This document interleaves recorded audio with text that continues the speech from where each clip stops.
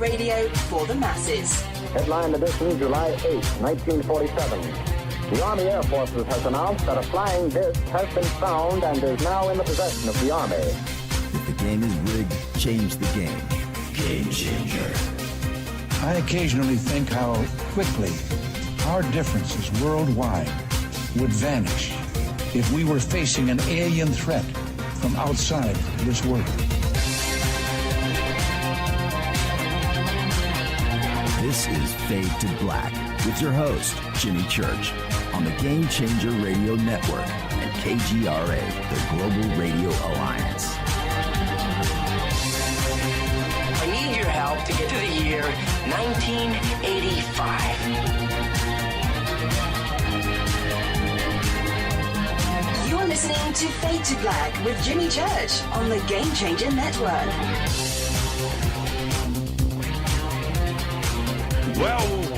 Well, good evening.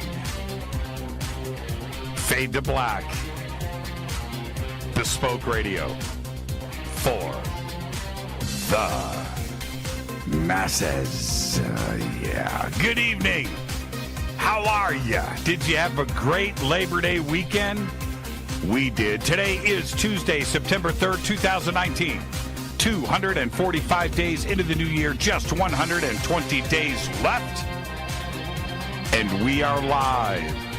We are live from a bunker somewhere in the middle of beautiful downtown Burbank, California. And I would like to welcome everybody listening all around the world, all across the United States. Hither and thither, to and fro, back and forth, up and down, east and west, north and south, far and near. This is Fade to Black for KJCR, the Game Changer Network, and KGRA, The Planet. I am your host, Jimmy Church. What is cracking, everybody? I hope you had a great, amazing, safe, fun weekend with family and friends, and you got some time off, and you had an opportunity to eat too much and drink too much. We did all of that, and we did a replay last night, spent time with family and friends. So there you go. But kicking off this week here on Fade to Black, tonight, author and researcher Greg Bishop is here. Joining the show for the first time. I've wanted Greg on the show for many, many years. We finally got it lined up over the last few weeks. And Greg is here. He's author and researcher and has done so much in the field of ufology going back a couple of decades. Back in 1991, Greg co-founded a magazine called The Excluded Middle, which was a journal of UFOs, conspiracy research, psychedelia, and new science.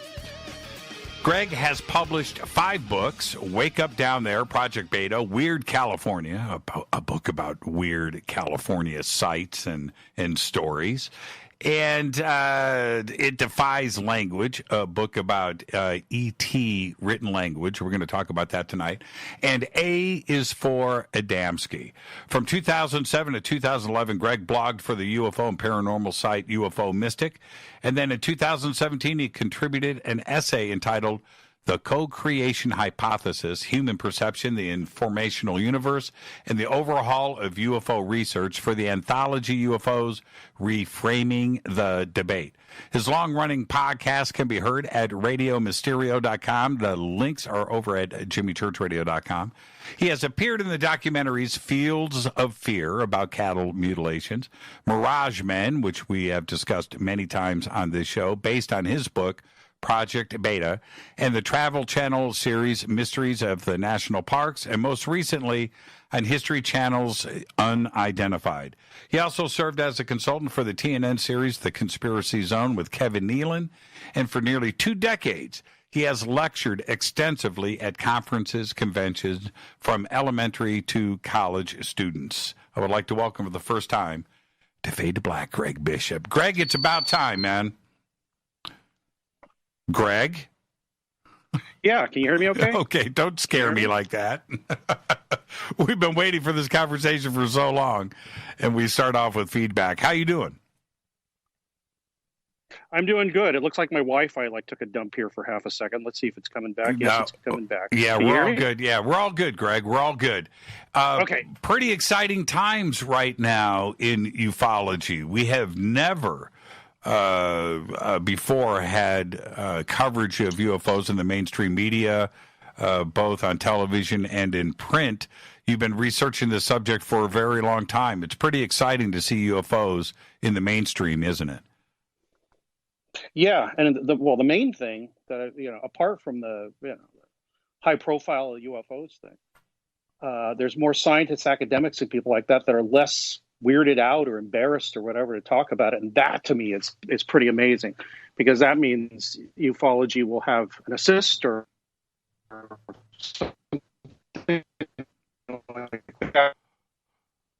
Now we have, not to say people in ufology are educated, but just to get that boost. Yeah, I need you to repeat everything that you just said, Greg. You dropped out. Oh, sorry.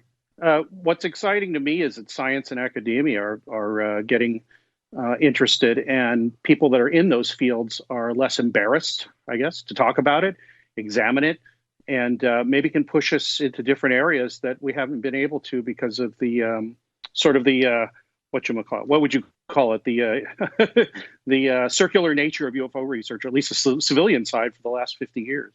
Yeah, it is definitely a circular nature.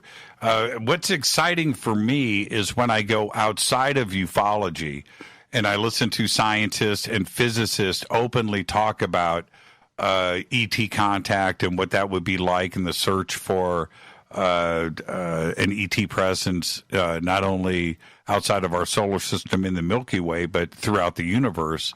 And that includes exoplanets and this constant search now for an intelligent civilization out there. When I hear that spoken about with mainstream scientists and physicists, that to me is the most exciting thing, because for them it was about as taboo as it gets. But it seems like it has finally arrived, hasn't it? Yeah, I mean, it's the fact that I'll tell you something. I was about to present a talk called "It Exists. What Do We Do About It?" Which means, this weird stuff, a lot of it is real. So what do we do about it? And right before I was going to give the talk, a friend of mine, I was sitting in her office, and she said, "Hey, did you see the newest National Geographic?" And from, I think it was April of this year, there was a radio telescope, and the big headline on the front cover of National Geographic is "We Are Not Alone." So I wondered, I wonder if they ever had a cover that said "Are We Alone?"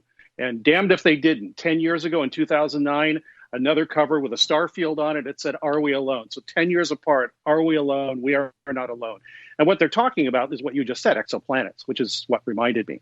And there's just so many of them that the idea now, of course, is, well, God, if there's that many of them, there's got to be life on some of them. I mean, it's common. Exoplanets are common. They're not rare, as people used to think.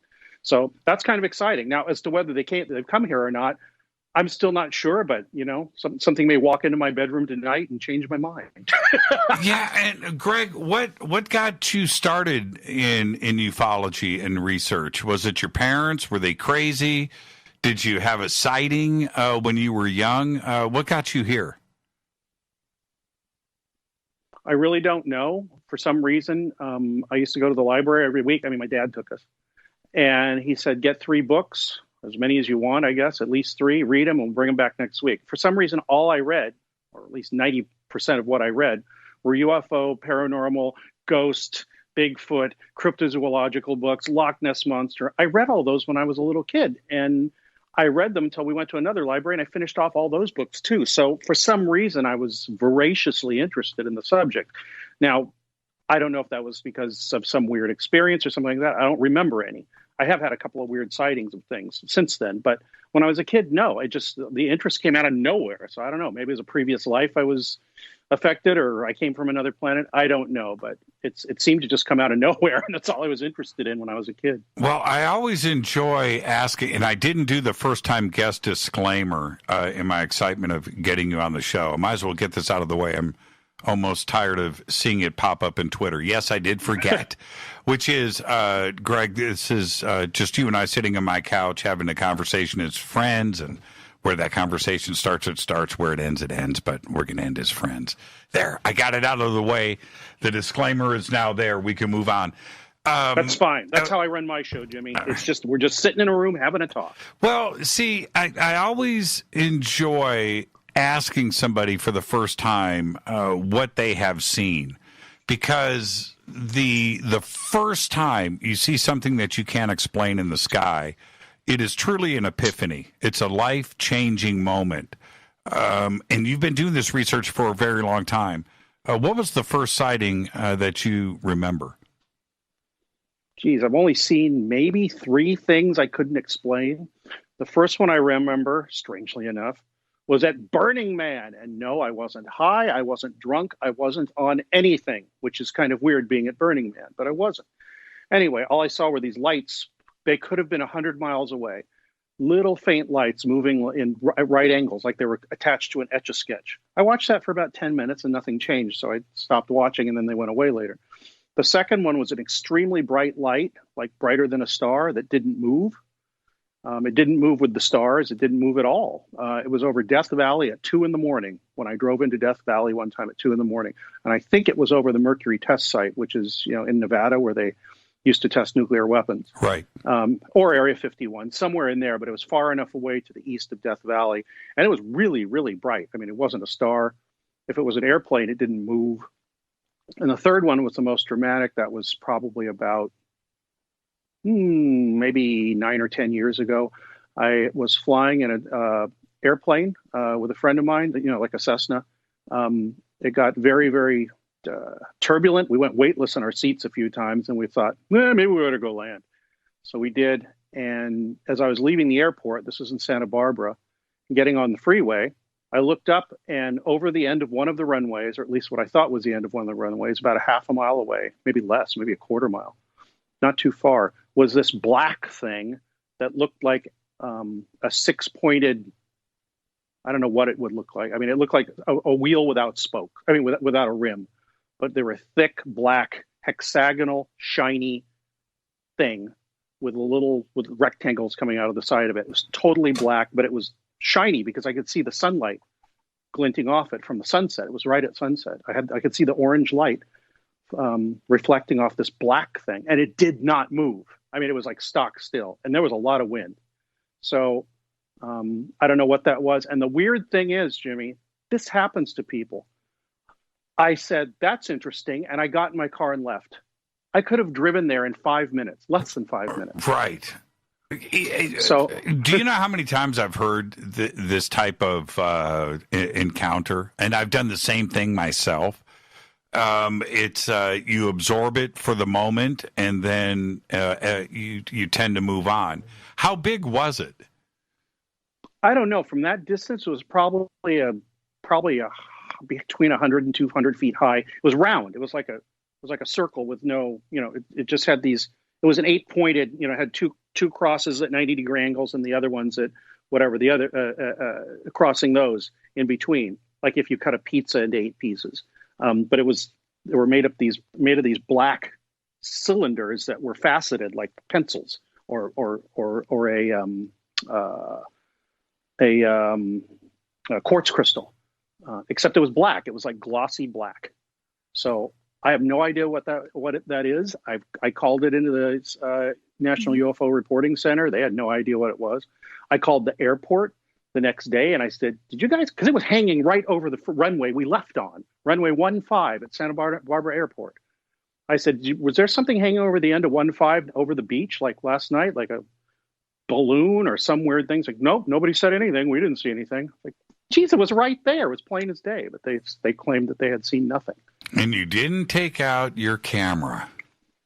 I had an old flip phone with a camera on it that probably would take a picture of my hand from 4 feet away, and you couldn't tell what it was. I mean, it was a really bad camera. Right. But I could have taken a picture, and I didn't. That was the other thing, too. So, what is the first thing people say? They say, well, the aliens told you should go away. It's like, well, that could be. But I also think that when you see something that weird that doesn't make any sense, your mind just kind of goes, okay, that doesn't go anywhere, so move on. I mean, it's a reaction your mind has because there's nowhere to put that thing. And it was far enough away. I mean, if the thing was hanging right over me, probably had a totally different reaction. Well, and this is the other, did you absorb it? You know, did you take the moment to just remember it? And when you think about it today, is it still crystal clear? Yes, totally. I mean, I stood there for probably a good, maybe 2, 3, 5 minutes and just stared at it saying, what is that? It's not moving. It's not part of the airport. It wasn't, I mean, it was right at we took off over it, that spot, like not half an hour before. Wow. Wow, that's a good sighting. Well, you know, and this is the other thing. What do you make of when you have a daylight sighting like that, which I always classify as, you know, that's a holy grail moment, because at night it's lights in the sky. You can't see the structure of the craft. Not necessarily. Sometimes you can, but a daylight sighting is completely different from a nighttime sighting, isn't it? As elementary as that is to say, there's a profound difference between the two, right? Yeah, I would say so. I've never really heard anybody put it that way, but you're right, because that's why daylight discs are called daylight discs, I guess. They're just not just UFOs. So, yeah, and the other thing is in the daytime, you not only, you know, there's no lights. I didn't see any lights on it. So it wasn't like these lights zipping around, and it didn't move at all. So I didn't get that. But yeah, it's nighttime. The other thing at nighttime is you can't see anything, and your lizard brain is probably a lot more on high alert. Like, is it going to get next to me? Do I have to run? What am I going to do? This is crazy. There's nobody around me, or whatever. But in the daytime, it's like you can see buildings, you can see cars, you can see other stuff. If you're out in the country, you can see trees and things. So you don't have as much disorientation. So yeah, I would say that there is a marked difference between a daylight and a nighttime sighting, just because of, you know, just visual cues. Yeah. Now, I'm going to change gears just a little bit. I'm going to stay on this path, though, which is you've done a lot of research into contactees, abductions, your book on ET languages, which we'll discuss in depth later. Of course, it's not on ET language. It's one of the chapters, though, but I can talk about it. Yeah, and of course, Richard Doty and Mirage Men, and with this massive amount of contactees and abduction experiences and people that recount their own personal information on this, there's something going on in a very, very wide stroke of the population. It could possibly be into the millions. What's your assessment of what is going on? I don't have an assessment of what's going on, except that something is happening to people and it's not coming from them. I don't know where it's coming from. If I had an experience, I might suddenly collapse my waveform and suddenly decide, yes, it's aliens coming from other planets. But I don't like to make that assumption because we don't have enough, objective evidence for that. We have objective evidence that something very weird is going on, and it's not people being nuts. The other part of that, the reason I do that is because if I make an assumption about what it is, I close off all the avenues to any other idea that it might be. Right. So I like to keep those options open. It doesn't mean I don't believe in aliens or whatever. I think it's people say I was anti-ETH. I kind of was. I guess I kind of am, sort of. But it's not because of being a skeptic and saying this isn't happening. It's because I don't want to collapse my belief system into one thing. Because the minute you do that in ufology, and you've seen this, I'm sure, over and over, somebody says it's this. No, it's not. It's this. No, it's not. It's this. And they're all right and they're all wrong. You can find evidence for just about anything in the UFO field. And the main ideas about ETH, and there's a few others too, those hold up real well, but not always. And the other thing is, and I have a T-shirt that says that, it says repeatable but not on demand, because that's what science demands, is repeatability on demand. And UFOs, the paranormal, ghosts, maybe, cryptozoology, cryptids, psychic functioning, those things are repeatable, but you can't do it every single time, which is what makes it difficult for, a Neil deGrasse Tyson to believe that there's anything there. But like I said, as I said, the title of my talk is It Exists. What do we do about it? So I'm still on the what do we do about it part. I totally am fine with it exists. Yeah, and you bring up a great point, because when you have physicists and scientists, you can divide them down the middle, where you have somebody like Neil deGrasse Tyson that is steadfast in his belief system, where you're not going to bend him. And then you have the other side of the scientific community that is fascinated with consciousness and what elevates an atom or a particle into combining itself into a sentient being. You and I are made from atoms that don't have brains, right? But yet we are able to make decisions and have laughter and dream and have identity, an individual identity. And the scientific community that is fascinated with that understands that there could be something else going on out there that we don't understand yet. And then you have a guy like Tyson who's like, we just die and turn into cosmic dust. There's nothing to see here. Let's move on. And I just that could find be it true, fascinating. but it's no fun. That's exactly it. I'll bring up a point here, and would love your opinion. When you have somebody who is a staunch atheist, right? A Dawkins, right? Where there is absolutely nothing beyond death. That everything here is chemical, everything here is math, and that is it. There is nothing. And so you're getting up in age, and you're getting close to, the possibility of you departing this planet. And what is it about you at that point? Do you care? You're just like, oh, whatever, my life is over, and it's going to be done. Or you could be on the other side, which is wondering about what is going to happen after you die. What's going to happen to your mind? What's going to happen to your spirit and your being? Is there life after death? And you want to go and experience that. Isn't that a happier thought than being on the other side, which is whatever? That to me is just boring, isn't it? And I've talked to a lot of skeptical people. I'm in skeptical groups. I almost quit them a few times just because they piss me off so much sometimes. But the fact is that a few of the people I talked to really got down to brass tacks with them. A couple of them said, well, I just figure I'm smarter than other people. It's like, that's your whole reason for being skeptical, because you want to feel smarter than other people? That just seems so depressing to me, just like you just said.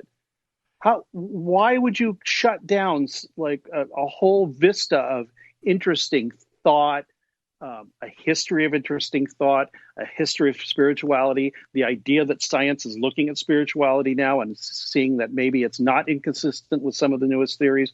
Why would you throw all that away just to feel smarter than somebody else? Yeah, and there's been a strange turn lately in science over the last 6 months. And it's this, that the Big Bang may not have happened, right? Which is what Dawkins and Neil deGrasse Tyson, all of those atheist physicists and scientists, they hinge their careers on the Big Bang, that it was just math, it happened, boom, done. That the Big Bang now may not have happened, that maybe time is infinite, that the universe is infinite, and we have now found a star that is 14.5 billion years old. It's older than our universe, which is impossible, right? It is utterly impossible. But if this star, which it appears that it is 14.5 billion years old, then this Big Bang didn't happen hypothesis is getting stronger, and it flips all of those guys over, and they have to answer for that. And I welcome it, don't you? No, of course I do. And the thing is that even if it's proven by, over and over and over again, they're going to say, well, the data is wrong, or these people, that's only one piece of data, and they're going to fight it to the death. I am still reading. I've been reading it for 2 years because it's one of those books where I have to read every page 2 times to understand what they're saying. It's called Information and the Nature of Reality. There's one chapter in there where they're talking about where physics came from, and most of our physics, chemistry, all that stuff. And they say, basically, the ideas that physics, or at least older physics and most of the sciences have now, come from basically a top-down, there's a boss Christian idea of things. And they can deny it all they want. But they said that's the culture that these ideas came out of. And that's why it works for them. And that, as people are finding out, and more people are finding out, and more people that are into this are finding out, and also younger people who are younger scientists are finding out, none of that may necessarily be true. It may be that things have always existed and always will, and we have no conception of how to we can't conceptualize that because we're finite. Our lives are finite, at least our physical lives that they say we die at the end of. So it's, you can't even, it's even stranger than they can imagine. And I want to imagine stranger and stranger, whether it's right or wrong or not, just to keep the options open, as I said earlier. Well, I would like to think that DNA and life and what has happened to create that is beyond chance, right? Beyond chance. This is not a roll of the dice. It is beyond chance. And that it seems to me that if life exists here on Earth, then certainly it exists throughout the Milky Way. It exists throughout the universe. And what created it billions of years ago there, quite simply, you can go beyond and beyond and beyond that backwards in time to the point where another universe that was created, and we're talking about intelligent life that accumulates its wisdom over billions and billions of infinite years, to the point where if that is God, if that is what people call God, I don't know. If that is the intelligence of the universe, I don't know. But I think that is much more likely than chance, right? I think that is. Oh, well, I agree with you. I always go back to this lecture, an Alan Watts lecture, the guy that spoke on Buddhism quite a bit. And he said, basically what he said was, where there are, he tells a story. Some aliens come to Earth, 4 billion years ago, and they say, a bunch of rocks, how boring. And they come back, 100 million years ago, and there's things crawling around, and they come and they go, wow, this is weird.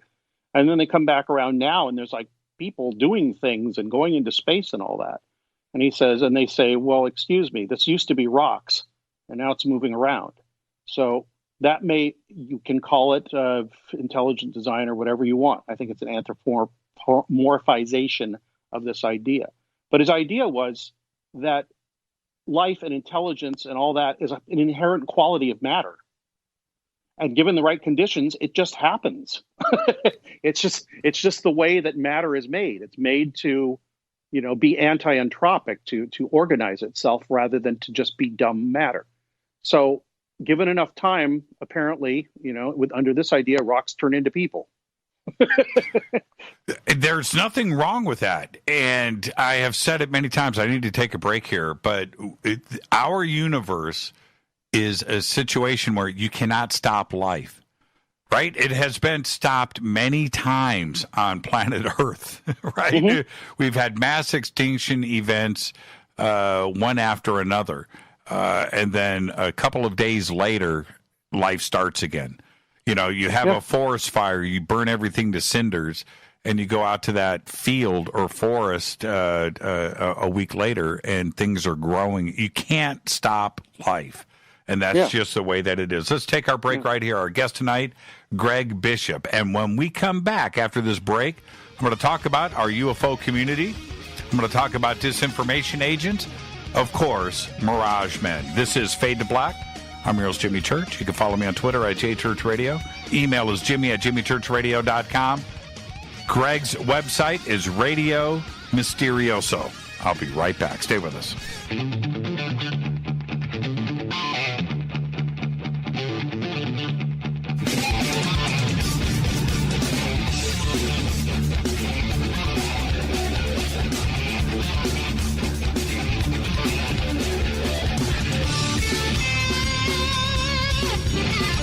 Welcome back, Fade to Black. Our guest tonight, Greg Bishop. Excited about this. Greg, you need to back me up on this. How many years have we talked about getting you on the show? Not sure. Can you hear me okay? Greg, this is live radio. You never say that. Okay. I switched headphones. Oh, good. How long, how many years have we talked about getting you on Fade to Black? Oh, God, 3 or 4 or something. Yeah. I'm not sure. It's been man.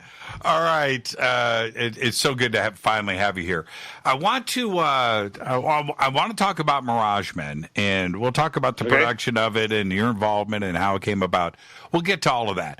But last year, Richard Doty called into the show on an open lines night, right? Just bam, I got Richard Doty on the air. And I've never had him on as a guest, but we had about a 45-minute conversation that night on the show. Oh. And it was an interesting conversation. But one of the points that he did say was this, and I don't know if you're familiar with this, but his comments on the show.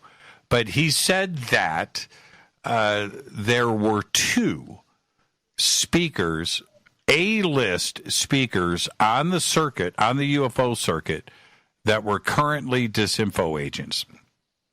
Right? Now, of course, the alarm bells went off. Who could he be talking about? I immediately made a bunch of phone calls the next day to those who I consider to be at the top, right? And it freaked everybody out. Right. And, and I know I wasn't one of them, but it caused people to look at others and wonder who was Richard talking about. Now, and the other side of it is, was Richard even telling us the truth? Right. Yeah. Is he just trying to freak us out? Is he just being his old disinfo agent self? I'm not so sure, but the comment was there. Now, when I say that to you, and this is verbatim, this is word for word from Richard Doty's mouth. When you hear me say that, what goes through your mind considering Richard's background? What goes through my mind when you say that is I really don't care if he said that, because if there is somebody doing that, there is so much junk being thrown in the UFO arena still, that it doesn't really matter who's spreading disinfo. And if they are, it's I don't know if it's for a good reason or a bad, but they're not going to do it just to mess with people. They're going to do it for some reason. I would not know what that reason is. But the thing is, whatever you're interested in, if you let the paranoia of somebody thinking somebody is lying to you or spreading and disinformation isn't all lies. It's, a bunch of truth with tiny little lies in it.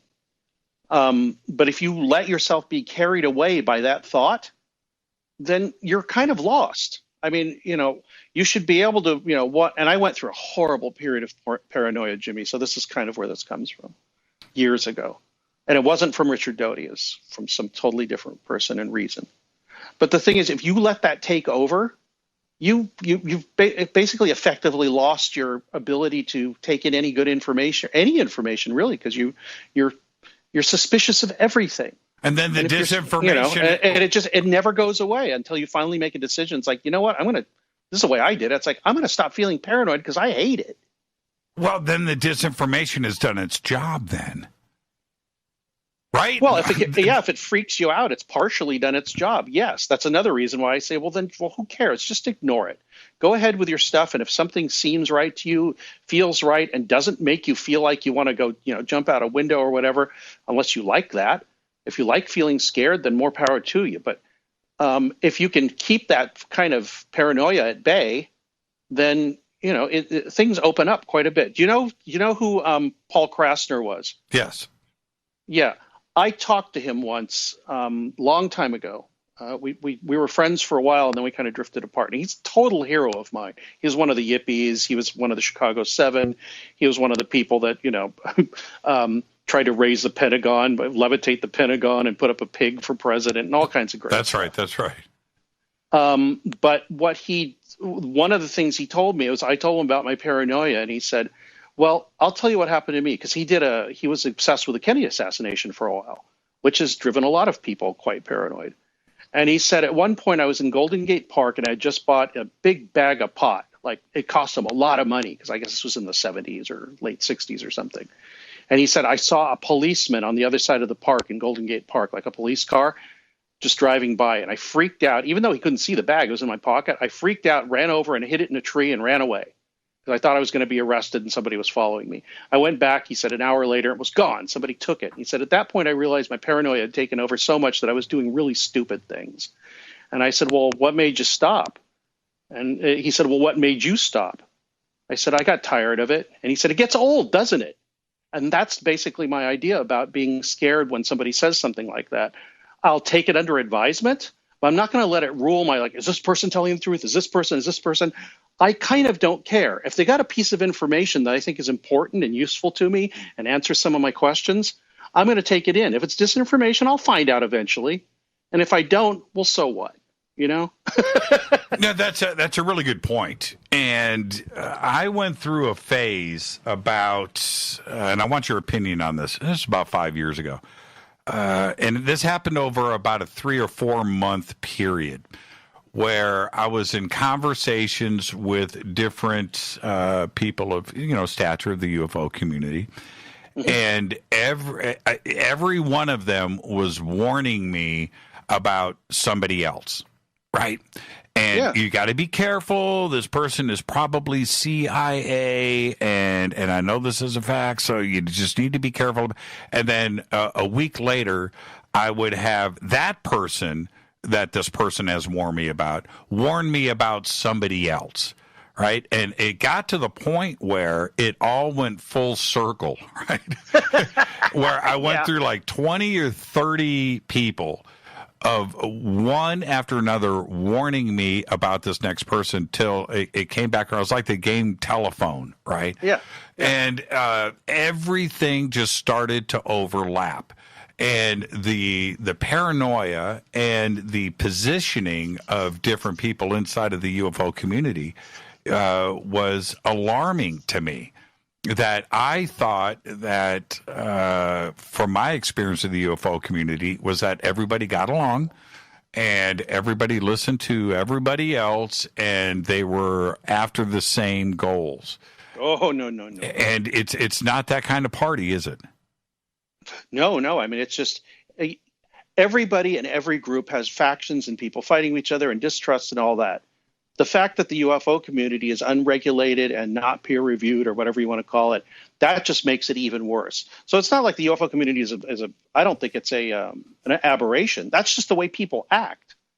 And if there's no check on it, like somebody, a bunch of people saying, wait a second, this, according to our standards, this is not how you act, or this is BS or whatever. We don't have that.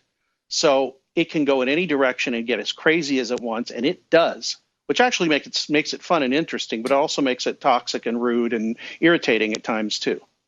So, do you think? To me, that's a fun ride. It's a more fun ride than sitting still in a quiet car. Do you think? Do you think that we have a Doty type infiltration in ufology? And I'm talking about a direct, from the Air Force, from the Navy, from the CIA. That are in the background, attending conferences, taking notes, and having the job of a Doty today? Probably, and then I hasten to add, but so what? I mean, you don't really need that anymore. You can just look on the internet. 20, 30 years ago, you had to go do those things. Now all you have to do is look at people's emails and look at their Facebook or whatever.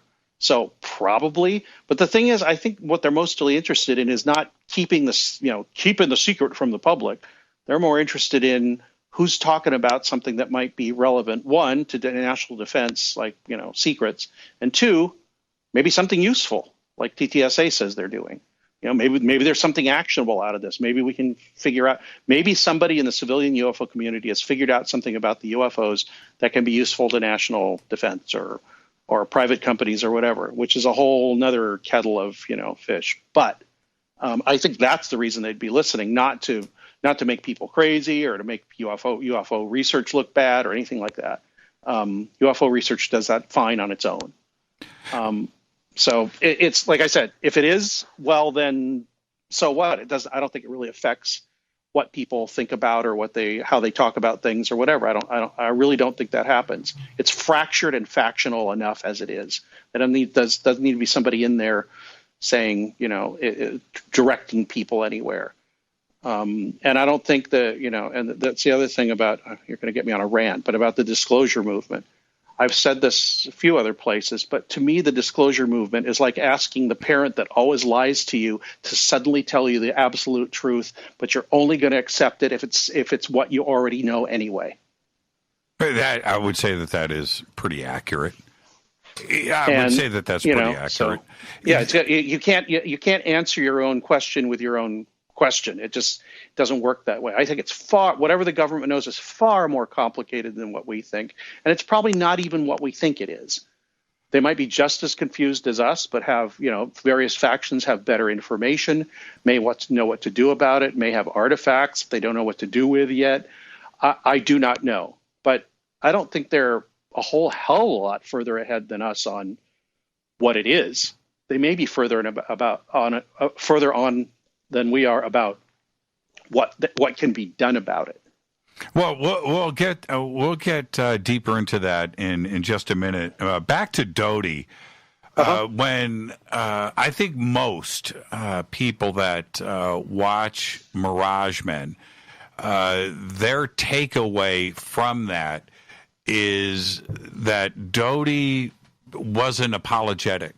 And Doty didn't feel bad about his situation with Paul Benowitz. And I think that for most, where I think he was trying to, I think the way that people look at it was he was trying to show his side of it, and that it was just okay. He was just a guy taking orders, right? He was just a guy in the Air Force, and didn't show any sympathy or empathy to Benowitz or any negative effects that he may have had on people. And that's the takeaway of Mirage Men. I think that's a general assessment. When you hear that, what goes through your mind? Well, the first thing that goes through my mind is he was with me when I talked to him about it. When I was doing interviews for the book, he was actually quite contrite. He said, look, I considered Paul a friend, and I kind of felt bad about what was being done to him, what I was doing to him, and I really don't think I'd do it again. And I feel bad about it, and I wish that hadn't happened the way it happened. Now, I think he had more control over the situation than he might let on. But to my mind, he seemed like, at least he presented to me as somebody that felt bad about what he did. I don't know if he did or not, but he tried to make that impression with me. Now, as far as Mirage Men is concerned, documentaries show you a side of things that the filmmaker want to show you. I don't know if Richard Doty actually apologized or said anything like that, and they just cut it out, or didn't use it because they didn't think it was important, or they wanted to make him look like somebody that wasn't sorry for it. I do not know. I've never asked the director or the producer those questions. But like I said, I don't know if he was just presenting that face to me, and he presents another face to other people, or what. But as far as I'm concerned, he at least tried to feel like he tried to make the impression that he felt bad about that period. So take that for what you will. Well, do you think that he's a professional liar? And yeah, I think that was his job. I mean, I think he enjoys doing it. I think he enjoys, like I tell people, other people enjoy collecting stamps or bottle caps. Doty enjoys messing with people. I think that's just what he enjoys doing. And if he's listening, he's probably, getting angry with me. But he said he wouldn't talk to me years ago, so it doesn't matter. And I'm kind of sorry for it. I mean, I like talking to him, but I think that was his job, and he was or is good at it, or fairly good at it, which is why he enjoyed his work. Do you think, well, by hearing you say that, and I'm almost uncomfortable right now in my anger, but not with what you have said, I'm talking about Doty specifically.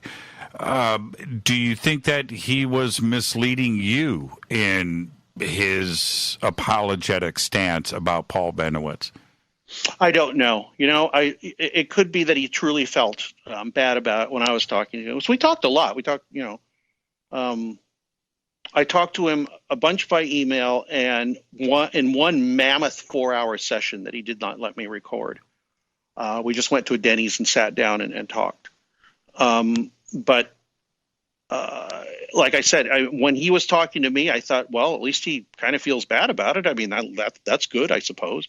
It doesn't make it right. It doesn't make it, it doesn't change anything. But I thought, well, at least he said that, so that's fine. Could it have been? Well, when he was talking to me, he seemed sincere to me. Well, that's what I was getting at. By hearing you say that, isn't that the art of the deal for a disinformation agent, for a counterintelligence professional, to gain your trust and find your weakness? And maybe he was striking right at it? I suppose, but you know what? So what? I mean, what am I going to do about it? Besides, whether he's sorry or not really makes no difference. The deal is done. The milk is spilled. Paul Benowitz was affected very badly by it. And I hasten to add, and people say this all the time, he was driven crazy by the Air Force. No, he wasn't. He was helped along. He was already well on the way there before the Air Force even got involved. So it's not like they plucked him out of nowhere and started making him paranoid. He was paranoid before he even talked to the Air Force.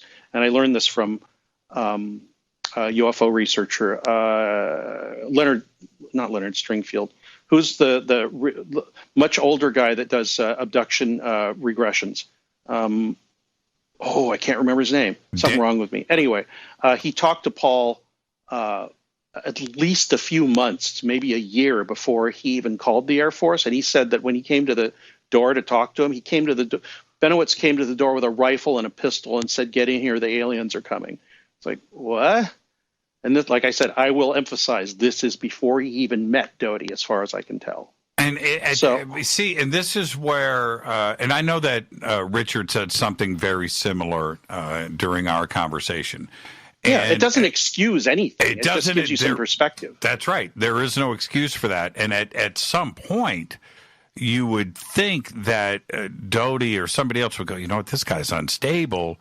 We're taking advantage of somebody that is doesn't have their feet on the ground, and that's not cool. But instead, they looked at it like, okay, here's a guy that's unstable. We can take advantage of this. And that's where I think the ethics lines are crossed. I don't think they said, here's a guy that's unstable, we could take advantage of it. I don't really think that entered into it. What it was he has figured stuff out.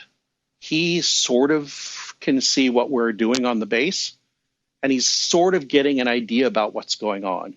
Now, we could tell him to cease and desist and be a good American, which he was. He was in the Coast Guard in World War II. He was, as far as I could tell, fairly patriotic. They actually played on that. But the fact was that he was figuring things out, and they had just put in, years, months, whatever, of research and money and everything, effort into creating these, radio burst signals and a few other things that he was seeing, thinking that it had something to do with aliens, and it was just their project. So instead of telling him to stop, they thought, well, let's figure out how he's doing it, 1. 2, control who he's talking to about it. And 3, find out who's trying to talk to him to figure out which foreign, agencies are trying to get through him and through the UFO community to find out national security secrets. They figured it was more useful to talk to him and keep him in their confidence than it was to just tell him to cut it out. Now, after a while, when he started getting more and more unstable, they just, I guess Doty and others just figured, well, look, it's still useful to do what we're doing, so we'll just let him continue the way he is. And I think they gave him one piece of disinformation through Bill Moore, and Bill told me, I told Paul to take it with a grain of salt. and not to take it too seriously. And he said, well, Benowitz, it was called the Aquarius document, and he said he locked it in his safe at work and at Thunder Scientific, and never referred to it again, which I suppose is something. But the thing is, I'm sure it affected his thinking. Just like everything else that was. Well, of course it did. He'd come up with stuff and say, well, this is going on. And Doty, whoever, would say, well, that's very interesting, Paul. Please tell us more. And then they started, according to Gabe Valdez and a couple of the people I talked to at his place, somebody was beaming like pictures of alien-looking things and dinosaurs and all kinds of wacky stuff into his house, onto his listening equipment, on a little cathode ray screen that he had in his lab, just to freak him out. Yeah, they were going in and keep his attention away from the base and more on this noise that made no difference. Yeah, and going into his house and moving his furniture around. Yeah, that's what Doty claimed that they did. I don't know. I did not hear that from anybody else that I can remember. I think maybe Gabe Valdez told me that. See, one thing people, they make the mistake saying, you trusted Doty and Bill Moore and a few other people and spooks with all this. Like, no, I tried to check as many places as I could, and if it was only coming from one source or a couple of sources I couldn't be sure of, I would try to say that in the book, unless it was inconsequential, like who did, he went to the store that day or something. But important stuff like, he said, Benowitz said he had injection marks on his arms and he didn't know where they came from. That's really scary. Doty claimed to know nothing about this. But Moore said he saw them. I think Gabe said he saw them. The thing is, if I heard it from UFO researchers and law enforcement like Gabe outside of the outside of the government, I tend to think that it had some weight, because it wasn't just somebody that had a motivation to try and lead me to lie to me. So I tried to treat it that way. If I could get people inside and outside the situation both telling me the same thing, then I wouldn't really reference it. But if only one or two people told me, I tried to say, allegedly, or this person said, or whatever, to put the story together, because the whole story can't be told by one person or even a couple people. I had to talk to 10, 15, 20 people to put this story together. In addition to, looking through news clippings and, and government documents and all the other things that I look through to put the story together. Yeah, and we'll continue this conversation right after this short break. And there's one other part about this, because we can talk about Paul Benowitz. The Bill Moore part of it is something that gets even stinkier, and we'll talk about that. But then dealing with Paul Benowitz is one thing, but Doty pulled in Linda Moulton Howe and brought her onto Kirkland too as well, and continued the disinformation. And we'll do all of that when we come back after this short break. Our guest tonight, Greg Bishop. This is Fade to Black. I'm your host, Jimmy Church. We'll be right back after this short break. Stay with us.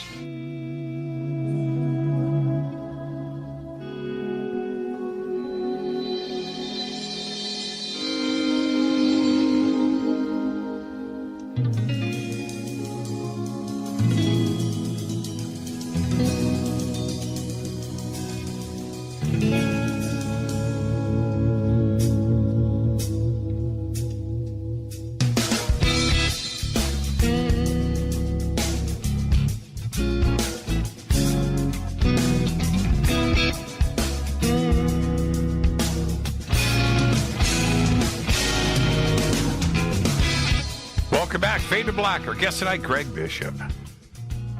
Years in the making. We finally got it done. And we're talking about Richard Doty and Mirage Men.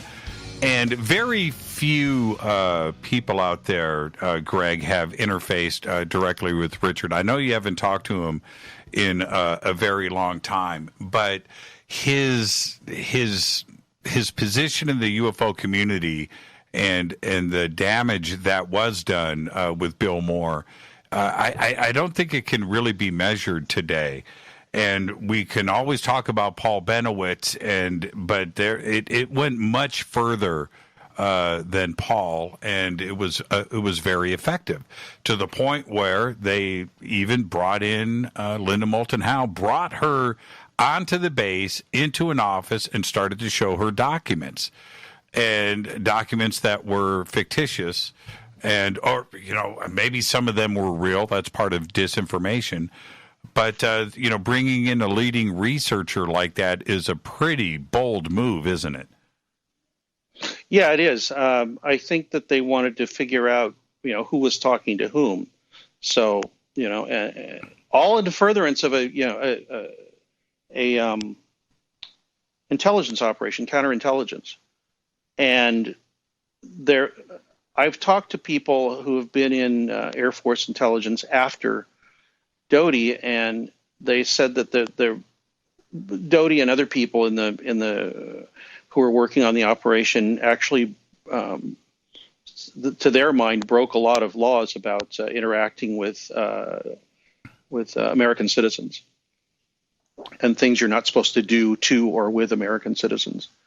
And those things were codified before that happened and were strengthened afterwards, partially, I believe, because of what happened at Paul Benowitz.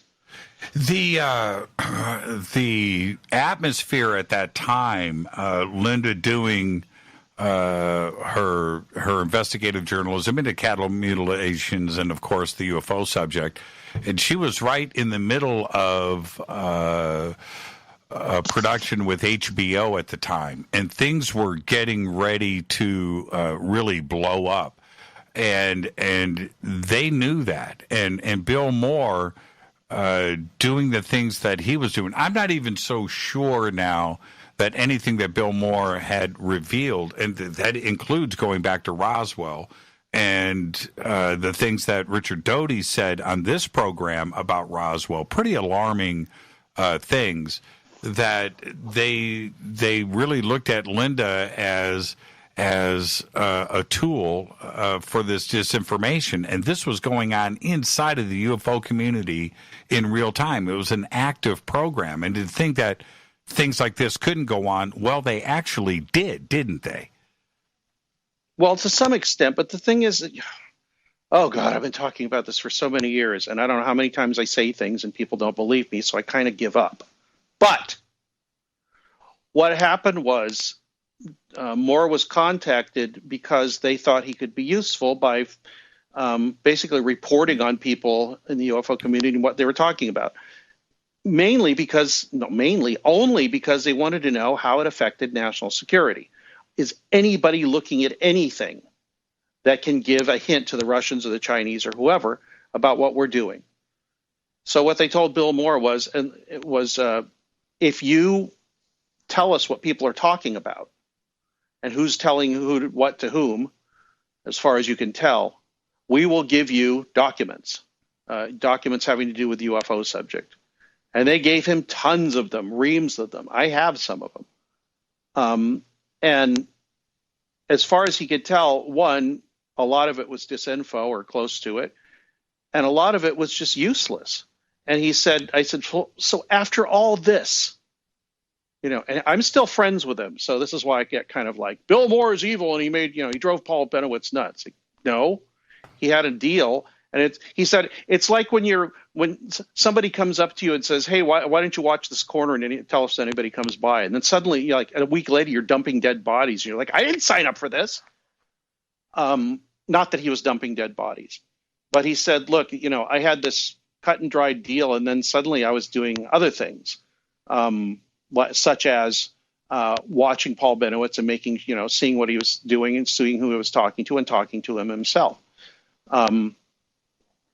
So he was complicit in it, but I'm not exactly sure if he knew exactly what was going on. He did see Paul getting worse and worse and worse. And as far, and Bill's my friend. I've known him since 1987, and he's never lied to me yet that I can tell.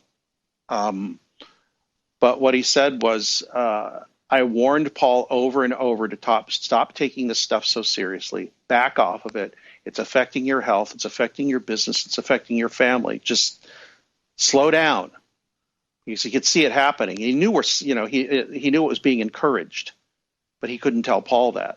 But what he could tell him was slow down, dude. And he said Paul really didn't listen to him. He was very obsessed. There was nothing he could do about it. And there was nothing Bill could do about it because he wasn't supposed to. He couldn't say anything. His hands were tied. So he did what he could. Like I said, after all this, it does not make it right. It doesn't make it morally right. But there are circumstances in here that people don't know about. And it's still wrong. He says he regrets it. He wouldn't do it the same way over again. And he felt like he was a little bit arrogant. And he was. But it was a continuum of different circumstances that were going on. And it's better to have a perspective of it to see what was going on and why this could have happened. I don't think it's happening now. I don't know if it ever happened again. If it did, nobody's admitted to it. But it's that's the history of it from his perspective and from my perspective. And I said at the end of this, I mean, did you ever get anything that was useful that, broke it open for you? And he said, no. And that's the terrible part. It seemed like it was a complete waste of time. And the other part of this is that, and I said this in the book, not only was he doing this stuff with Benowitz, he was also doing things like getting letters from Russia, from UFO researchers, quote unquote, that just said, hi, my name is so-and-so. I would really like to know about your research. We have some really cool stuff here in Russia I'd like to talk to you about. Have you heard of, the Voronezh case or whatever? But the thing was, what he had to do was take these letters from Russia when they came from certain addresses and call a certain number, and it was a different number every time, and read the postcard word for word, all the spelling errors, all the punctuation, everything. Then put the letter in another envelope and take it to a post office, a specific post office, sometimes out in the middle of nowhere, and mail it on from there. So he was doing all kinds of, somebody had stolen a bunch of money from the Air Force and went AWOL. So they actually had him run through bars in a certain area of LA asking for the guy. That was another thing he did. So it wasn't just, he wanted to drive Paul Benowitz nuts. And it's like, no, there was a lot of stuff going on at the same time. And he says he never took a penny for it. And I still believe him, because when he was doing this, he wasn't living in the lap of luxury. He never has, as long as I've known him. You're talking about Bill Moore. About Moore, yeah. Now, this is a lot more complicated story than most people, get in, give it credit or get into, because it's a lot easier to pass judgment and then move on. There's Doty has said two conflicting statements. One, and this is on the record, that he walked around with a briefcase and a duffel bag full of cash, and he was doling out money everywhere. And then he then says the exact opposite, that with Bill Moore, he was giving him gas money, that there wasn't any real influence there with Bill. Now, it's two, you can't have it both ways. I'm talking about Doty, one, and two, polarized statements like that. But on the flip side, why would Bill Moore sell his soul for gas money? That doesn't make any sense. And you just said it yourself right there, that he was even doing this at some points for nothing. Why do that? At all points for nothing by his account to me, because he wanted to find out what was going on with the government and UFOs. And he figured, okay, if I cooperate, one hand shakes the other, and maybe they'll give me some clue as to what's going on here. I've got an in here that nobody else has, and I'm going to exploit it. That was his idea. And what happened was he never really found out anything that useful. Okay. And then there's another part of this that I find strange, and that is putting Roswell aside, and we're going to come back to that subject here in a second when it comes to Doty. Putting Roswell aside, everything around Bill Moore, I don't know what part of it is real anymore, such as the MJ-12 documents and the story behind that, and the way that him and Chandray, and of course Stanton Friedman was pulled into this too as well. Again, probably part of the disinformation. But what part of that is real to this day? And did Bill know that the MJ-12 documents were all a hoax? And did he just ride along with it for fame and money and didn't care about the effects on the public? Where today, MJ-12 is still talked about in in 2019. Isn't there some culpability or responsibility involved? Well, he believed it when it came out. As he said, as far as he could tell, it was real. I don't think he was in on it. I think the story is as what I've never heard anybody tell a different story. I've never heard anybody say this came from somewhere else, or some different story as to how Jamie Chandoray got that roll of film with the original Eisenhower briefing document on it. So I believe him, and I believe that he believed that it was real until he looked at it over a few years. He got a lot of documents. There's a book called the MJ-12 Documents that he put out with Jamie, in which they basically said that most of the documents they got were either false or inconclusive. A few of them were said possibly real. And the Eisenhower briefing document, which is the one we're talking about here, I think, with the list of all the MJ-12 members, he said that was probably real. As time went on, for whatever reason, at this point now he thinks it was false and it was just planted to mess with him and lead people astray and see how people reacted and see who was interested and where these threads led. It was basically chumming the water, I think, to see who was interested in what would happen. But Bill did not know that at the time, and I'm pretty sure he didn't. I don't know why people think that, what's this thing about? Well, I don't know what to trust anything that comes out of his mouth anyway. It's like, no, he was being played. He didn't know it at the time. He had a suspicion, but he didn't know it for sure. I mean, it was like, if you're a UFO researcher and somebody says, look, keep an eye on a couple people, and you get documents that nobody ever got that show that the U.S. government knows about UFOs and has known about it for a long time. Most people go, well, cool, sure, all right, until they, until things get worse and worse and worse, and you finally say, I don't know if I signed up for this, but you're still getting the documents. Well, something I have suggested for years. I've never really bent on this, but that the source of those documents was probably Doty, and the same team that was creating the fake documents at Kirtland that presented stuff to Benowitz and to Linda Moulton Howe were the same creators that did the MJ-12 documents that sent them to Bill Moore and Jamie Chandoray. They didn't have to be created in Albuquerque. They could have been created in Washington or at a think tank somewhere or whatever. Right. Well, that's exactly my point. And they were just passed along. That's right. And the MJ-12 document that was sent to Jamie Chandoray, the Eisenhower briefing document, that had a postmark from Albuquerque. That's right. Yeah. Yeah. But it was sent to him in Burbank. So is Chandoray still alive? I believe so. I haven't heard anything from him for years.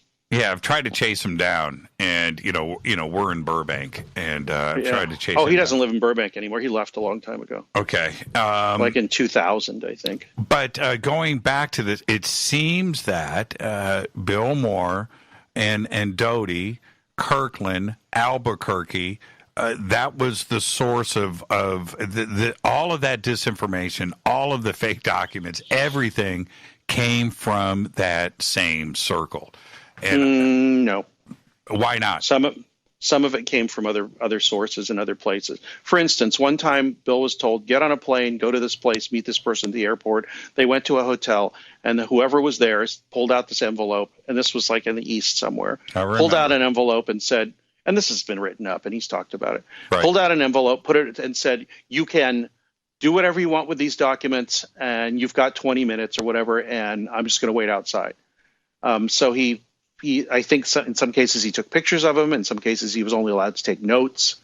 I don't know what, but he was given the runaround for a lot of these documents. And Doty was sometimes maybe even more than half the time not involved. In fact, I don't know how much Doty was involved with giving documents directly to Bill at all. I don't know if that ever happened. But yeah, the source of them, some of them, were from AFOSI, probably AFOSI at Kirtland. It's not going to say that this is from AFOSI at Kirtland. It's just going to have a postmark. But yeah, he got them in different ways. Some were mailed, some were showed to him, some were, So it wasn't like Doty just kept handing, or somebody at Kirtland kept handing him documents. That's not how it worked. Well, no, and I'm not suggesting that. I'm certainly suggesting that the parties that are in play here are always the same ones. And I'm talking about Chandray, Bill Moore, and of course Doty, and the Office of Special Investigations with the Air Force. But the story about the delivery and flying to and going to the motel and handed the envelope, and he took pictures. He wasn't allowed to. Oh yeah, that came from Bill, and there's who the hell else is going to tell me that? So right. I got to take his word for it. So you're right. Yeah, I don't know. Yeah, but my point, even back when I had read that story and the full account of all of it, Greg, I just went, okay, you know what? This is Hollywood scripted, made up stuff. That nothing, that you know what I mean? There wasn't anything at a motel. This is just, however he got the documents. This is the story behind it to sensationalize it. That there wasn't this cloak and dagger thing all over the United States. But he didn't say that till years later. I don't think until after he'd seen the documents, digested them, and talked about them a little bit. I don't even know if he told these stories yet. In the MJ-12 document book, yes, where they examined the documents, said some are not, some might be good, some aren't. It wasn't like he put out this thing and said, this is all great stuff, and you should all believe this, and this is incredible, like a Bill Cooper. To me, it sounded like exactly what he said it was. I got a bunch of stuff. I didn't know if it was real or not. I checked up on it. Some of it checked out. Most of it didn't. We really don't know. Now, and that's the Bill Moore side of it. I understand that you guys are friends, but now hindsight, here we are in 2019, and we look back into the 90s and into the 80s with all of this crazy, I mean, the most insane Hollywood stuff that you could ever imagine. How much of it actually was true? How much of it do you really believe, or was it just all made up? I already told you what I thought. I think the documents for a large part were made up, but as far as I can tell, Bill hasn't lied to me. Doty, I don't know. I don't know him that well, and even some of the stuff he told me in the interview, I knew immediately wasn't true. But that's fine. You know what? You play the game or you get nothing, which is the title of the first chapter in one of my books. Right. That's exactly it. And when Bill did his famous speech, right, in Las Vegas and walked away from the UFO community, and I don't know where Bill is today. I've heard stories. You can maybe tell us where he is today. But how does Bill feel now? I mean, is there a point where maybe he should step forward and go, you know what, I need to talk about this now, and let's put all of this clean? Where is he today? Where is his mind today? Not thinking about any of this at all whatsoever anymore. In fact, when I bring it up, when I do see him every once in a while, he doesn't want to talk about it, which is fine. He's sick of it. Yeah. Does he have responsibility? Is he okay with saying, you know, I shouldn't have done it, I regret it, it was a big mistake? Or is he just sweeping it under the rug? I don't think he's happy about it, and I think he regrets it, but I really don't want to speak for him. I really don't. Right. Do you think he's listening? I mean, because no matter what people say, I've said stuff in interviews 100 times, and then people come back and tell me something that I've already said and contradicted 100 times, which is why I usually don't talk about it, and I can see why Bill doesn't like to anymore. But yes, I mean, he regrets parts of it, and other parts not. I mean, where people are hurt, obviously. The guy has a conscience. Of course he feels bad about what happened to Paul. And to some people in the UFO community, but he doesn't regret being able to find out what he did, and he doesn't regret being involved in something that was kind of exciting for a while. I mean, anybody involved in that would have said this is kind of exciting. Well, and the other thing people have to realize is that the Benowitz thing was 1% of a giant giant counterintelligence operation, because people in the UFO community look at it and it's like, oh, this big thing and it lead UFOs researchers astray. It's like, no. It was a tiny little detail. We think it's big because we see it in all of its history, but there is 99% of that story that's never been told. I don't know it. I mean, I'm not saying that, but this, more has said this. Other people have said this. It's like it wasn't even that important in the whole operation, but it was an integral part of the clockwork of the operation against the Russians. That is probably true. The other part of it is the impact of the MJ-12 documents and its continuing impact on this community cannot be measured. It cannot. And to this day, we're discussing it right now, Greg. Right? It was and Serpo. You throw Serpo into the mix and its impact on this community, and there are people today that still talk about Serpo as being real. And if what Doty has said, and who the aviary was, and who was at the top of the aviary, the aviary was not official. It was just a bunch of people interested in UFO stuff. Some of them were in the government, and some of them weren't. People think aviary was some official UFO thing. It wasn't. It was a bunch of people that wanted to find out what Bill wanted to find out, except some of them were in the government, and they thought they could use that as leverage to try and find out more about the UFO subject and how much the government knew about it. And they ended up finding out nothing more than you and I. So it was, as far as I can tell, it was just a big letdown. Yes. The aviary was just a way for Chandray and Moore to refer to a group of people so they could talk about them on the phone, like, the Owl is doing this and Seagull is doing this, and so people wouldn't know what their names were. It was, it's like cloak and dagger spy stuff play, but it was serving a purpose. They wanted to be able to talk with these people and talk to them and communicate with each other, because they were on the outside. They could access things that people in the government couldn't, and vice versa. Do you think that the entire Serpo program, and I'm talking about the website, the disclosures, the constant waiting for another release, and I was on that website every single day for years, man. Like everybody. No, I got the emails. I got all of them. Right, exactly. That entire thing. What was it? A government operation? Do you think it was like a CIA Project Mockingbird website, or was it just made up? No, it was just made up, but it was made up for a purpose. It was made up, I think, to pass messages. And the thing is that you can tell this. This is kind of how I guessed and had some conversations with Moore and other people.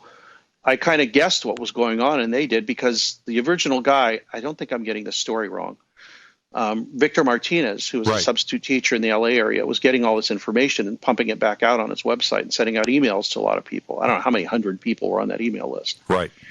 And at a certain point, he was getting these emails, and he was starting to correct the grammar and the punctuation and everything. They said, "Don't do that. Leave it the way it is." And he still did it. So they got rid of him, and this is how I remember, got rid of him, and Bill Ryan got on it, became the spokesman. But if you think about that, it's like, why would they care if somebody was changing the language or the punctuation or whatever? It's because something was encoded in those messages. There's no other, to me, there's no other answer for that. Something was encoded in those messages for somebody to read. And, if you extrapolate this, you think about it, it's like, well, if you can figure out what's in those messages and you start doing something about it, whether it's true or not, who's figured out how to do the messages, who figure out what the code is. And if you figure out who knows what the code is, what they're interested in, and what they're doing about it, you can figure out who is making noise about something they're not supposed to or not supposed to know. Well, this email came from this person, and they're sending it to, this person in Iran and saying that the U.S. is working on so-and-so because they figured out from this message. Right. And the message are probably complete BS, or at least mostly BS, like referring to some – this is just, this is all guesswork on my part, but referring to something that is going on that people know about, but not that much, or intelligence people know about, but want to know more. So if they do want to know more about it, they create some chatter and they say it's whatever program. It's like, okay, we know that one's fake, so we know you saw that Serpo message, or somebody passed along that Serpo message to you and you knew how to decode it. I read, just like you, right? I read over and over again, and Serpo got really big. I mean, that website was just insane, the amount of information that was there. Yeah, went on Coast, and Doty appeared for the only other time he's ever been on Coast besides when he was on with me. And I read it, and I almost got nervous. Like, I thought somebody was going to kick down my front door because I was on that website. And I thought that the information was just so huge, right? And I was trying to figure it out, and it was so complex. And then, and I've got to head towards a break. And then one day, Greg, I went, you know what? This is science fiction, right? This is creation. All right, I don't think it has anything to do with the UFO. I don't think that there's anything direct. This is my own personal assessment, and I had this weight, taken off of me because I thought it was so huge and so big and the real deal. And then one day I just went, you know what? No, I think it's science fiction. That's your mindset determines exactly how you deal with stuff. And if you decide to be Zen-like and not panic about stuff, so many vistas open up. My vistas opened up that day, man. They really did. Let's take a break right here. Our guest tonight is Greg Bishop. We're going to continue. What a great conversation. All of this when we come back after this short break. This is Fade to Black. I'm your host, Jimmy Church, on the Game Changer Network and KGRA, the planet. Twitter is blowing up. I'm watching you guys. We'll be right back. Stay with us.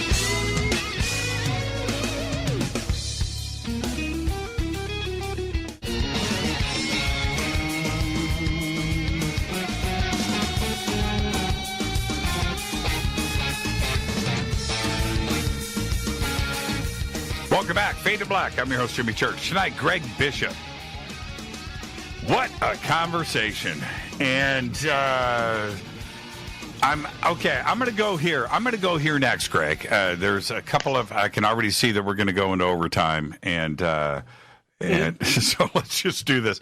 I want to go back to something that Doty had said on this program. He said that he was taken into a room with a bunch of other recruits into this Air Force agent disinfo program. There was, I forget how many he said was in the room with him, but it was a room full, 40, 50 other agents. And he guessed that there was about 200 in the United States that were involved in this program along with him. And that they were shown Roswell film footage of the crash retrieval of the ETs, and were given the full debriefing on Roswell, and that Roswell was real. Now, that's what he said on this program. Did he ever talk to you about Roswell? And if he did, was it the same as what he presented here in this program? And is he telling us the truth? If you ask any time, is Doty telling us the truth, you're already just lost. I know, right? Okay. Did he discuss Roswell with you? No. He talked about working at Area 51, which he claims he did, which I don't know if that happened or not, but he says he did. And said he saw stuff that Bob Lazar saw, or at least earlier versions of it. I don't know how to check that out. There's no way for me to check that out. There's no way for me to check out what he said about Roswell. There's no way to cross-check it unless somebody else comes up and says, I was in the room with Doty and this is what we saw and this is what we said, and he says the same thing independently. Well, then they could be in cahoots with each other, but that would be a step. So, like I said, he can say whatever he wants, but if it's, you play the game or you get nothing. If it's something useful that he says that's useful to you and seems to make sense and you want to follow that thread, that's great. And if you choose to think it's all lies or whatever, that's great too. You don't sound surprised in what I just said. Oh no, I'm not surprised at all. I mean, I think I don't dislike the man. I think he's a fascinating character. I'm sorry he doesn't talk to me anymore. He got mad when I said something about Serpo being what we just talked about, and said he didn't want to talk to me anymore, which is, it's unfortunate, but it's fine. I don't feel bad. I hope I didn't insult him or anything. But it's, you can't take anything he says really that seriously unless it's something you think is interesting and that you can follow up on. And there's certainly things that he says that are interesting that you can follow up on. So, and I can't think of any right now. I did a bunch for the book, and some of them panned out and some of them didn't, and some of them I didn't care. So, he'd tell me something, and then, Leonard, not Leonard Stringfield, but like another guy from the NSA that he, I don't think ever met, would tell me the same thing. And then Tom Dooley that was Tom Dooley from the NSA, or Tom Adams, the cattle mutilation researcher. He might tell me the same thing. It's like, okay, there's something I can hook on to here. But the point is, when I was talking to him, I listened to everything, and he wouldn't let me take notes or record it. So what I did is drove back to my hotel really quick and wrote it all down. But the point is here that you listen to it all, and if there's something interesting in there, you follow up on it. But if you start immediately going, "Oh my God, is that true or is that false?" It's like your emotions take over, and you're already filtering, and you're lost. You kind of have to be zen about it, and kind of like, I'm not going to pass judgment. Let me just listen to everything and not care about what's coming out of his mouth. Just listen to it all, because there's some useful stuff in here. I don't know where it is yet, but it's in there. What do you, and speaking about this, the government influence on the UFO subject. Certainly, we're in the middle of it right now, and what has gone on since December of 2017 with the New York Times and so forth. How much of this do we trust? Is the Pentagon right now suddenly our friend? I don't think so. The thing is, it's I think when this first started happening, I put something up on my website or on my Facebook page or something for the show. And I said, beware of messages when you agree with everything somebody's saying. If somebody's just saying everything you want to hear, that's a warning sign, I think. And not a warning sign to not listen, or that, they're totally telling the truth or lying or whatever. The point is that all your buttons are being pushed. If all your buttons are being pushed, either the most wonderful thing in the world is happening, disclosure, or somebody's doing something for a specific purpose, which may not be what you think it is. I mean, the fallout from it is what we were just talking about at the beginning of the show. More people take it seriously. Journalists aren't laughing at it so much. Academics and scientists are taking it more seriously. That's great. I think that's wonderful. But I don't think this is like the be all end all of disclosure. I don't think that at all. But, like I said, I'm not sitting here going, is that true? Is that not true? Is that true? Is not true? I just can't operate that way, or I get burned out. I'm getting burned out just listening what people are saying online. I had to back off of it. I'm kind of at the point where I don't care if it's true or not. I'm just listening. I'm at the same point. And you're absolutely right. You have to. There is no other way to deal with this but to listen to everything. One thing you have to, and if there's a grain of something there that resonates with you and something that can help you take things further, then great. If you don't absorb any of it, great too as well. But the other part of it, which I think is very dangerous, is that there is a reason for the timing. I don't know what that reason is, Greg, but it seems to be it's like at every turn, every mainstream outlet has got some UFO story today. Why is that happening? Why now? Are they trying to get out in front of something that they can't control, and they know that something is coming? And they need to acclimate the world to the subject? Is it that? I'm not so sure. Why do Maybe. you? Yeah. Well, that's my question to you. Why do you think the timing of this is now? You've been doing this for a very, very long time, and it's never been like this before. Yeah. And I know you've. I don't know the reason for it, really, Jimmy. I really don't. There's a lot of ideas. Yours was one of them. That's one. Acclamation. Disinformation, especially against other governments. When I see some of this stuff, I'm thinking, oh, these things are flying by our ships. We don't know what they are. Maybe somebody in China are like, we know exactly what that is. You guys have that? Oh, no. Because it's, I think somebody I was talking to that was related or,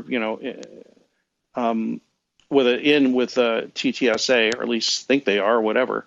They said, if this is something that somebody knows how to do right now, if those things that are flying around, that were flying around the Nimitz and around the carrier groups on the east coast and in the Persian Gulf, if that's all true, whoever's controlling that, they don't have to answer to anybody. If that's an earthly technology, either one, it's not an earthly technology and it's some other intelligence doing something, which is totally possible, or it is an earthly intelligence and they're saying, we don't have to answer to anybody because we can do this. In fact, if we choose to, the entire world will have no choice except to be, run by whoever has that technology. That's basically game over technology if somebody has that. So even the idea that that's possible can be used for disinfo or propaganda or counterintelligence purposes. That certainly can be what's going on. That to me is scarier than if it's just ET. Right? And I'm saying that's a possibility. And somebody's listening to this, like, oh, that's what he says it is. He's figured it out. It's like, no, that's a possibility. And it's one I haven't really heard too much, but it's an intriguing possibility. And like you said, it's kind of a frightening possibility. Who has that technology? And I hope it's somebody that's friendly to us, but maybe not. I don't know.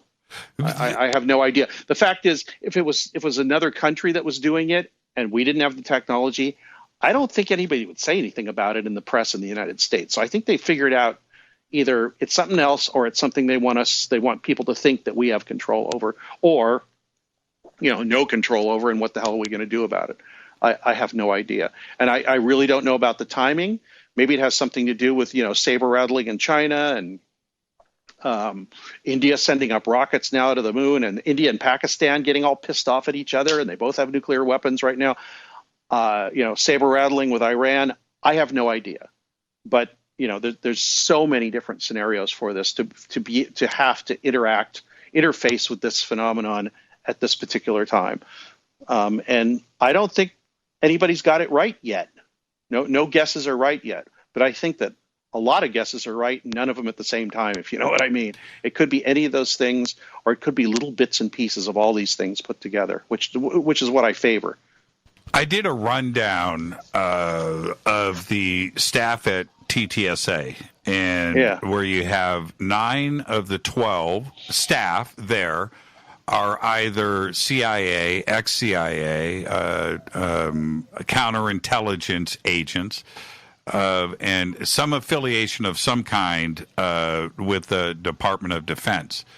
Exactly. A lot of people notice that right off the bat. They're like, whoa, wait a second. Is it? Well, did you do wait a second?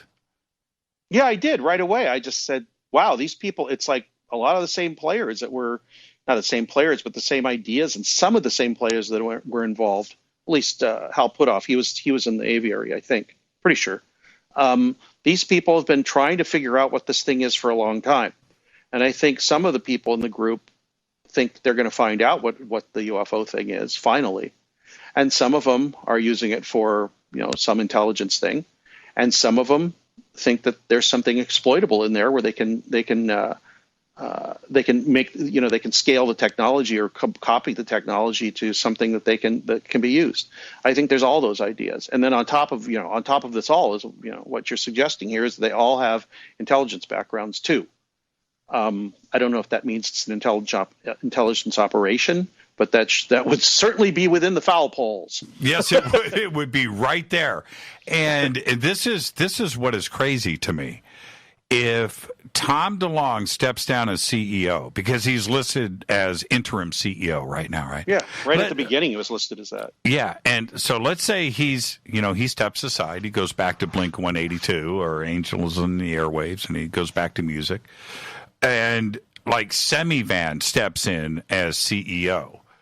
Are we looking at an actual CIA front company at that point? Because there isn't anybody else that is staffed except for intelligence personnel. Is that a red flag? No, yeah, well, of course it is. But my attitude from the beginning has been I am neither for nor against what they're doing, but I am interested. So I'm going to pay attention, but I'm not going to make an assumption about things. I've been sitting here for the last 20 minutes with you making assumptions.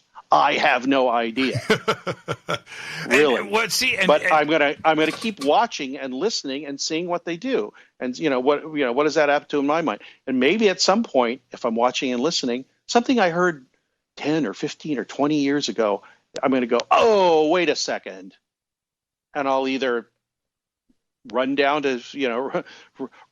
there or send them a message and say, is this what's going on? Or, somebody that knows them, or that won't happen and I'll just be in the dark forever.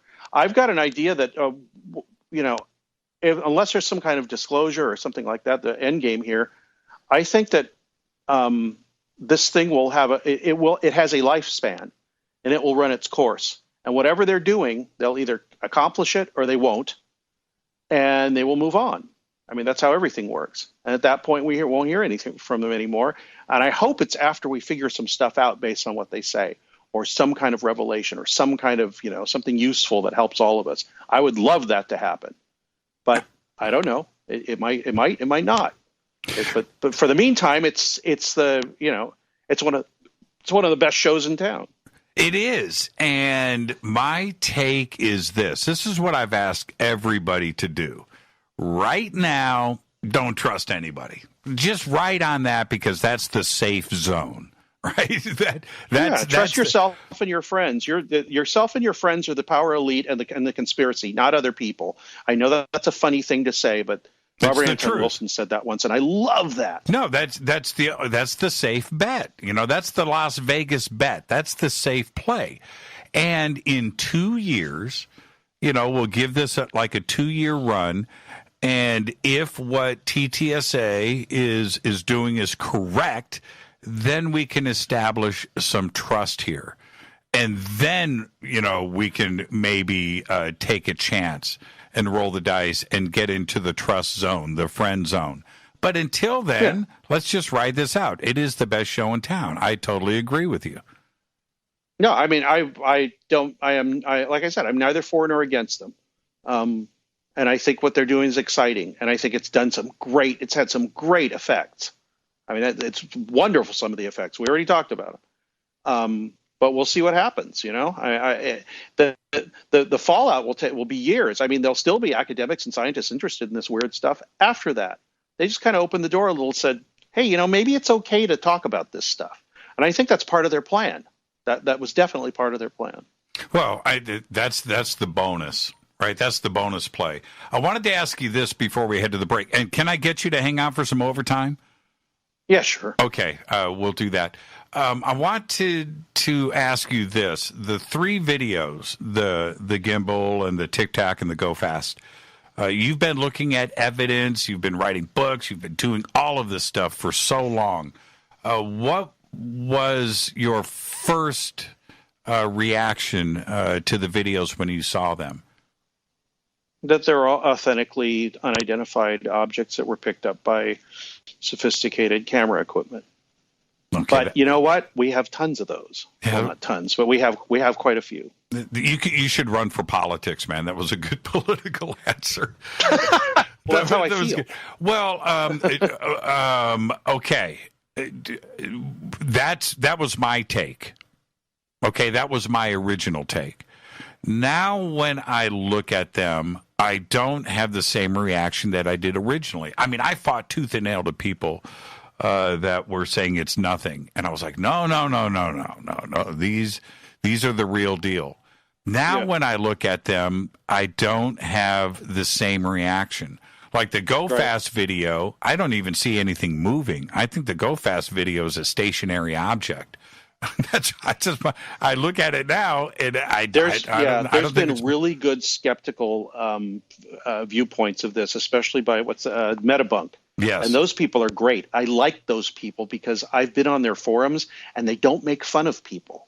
They don't say this idiot or anything like that. They just say, let's look at the evidence and see how it holds up. Now, I may not agree with them all the time, but they're a good skeptical organization, and they've made some great arguments against them being authentic. And you said, what was my first reaction? That was my first reaction. Now, one, I'm not sure. And two, I don't really think it makes any difference because there's so much other film and video of this stuff.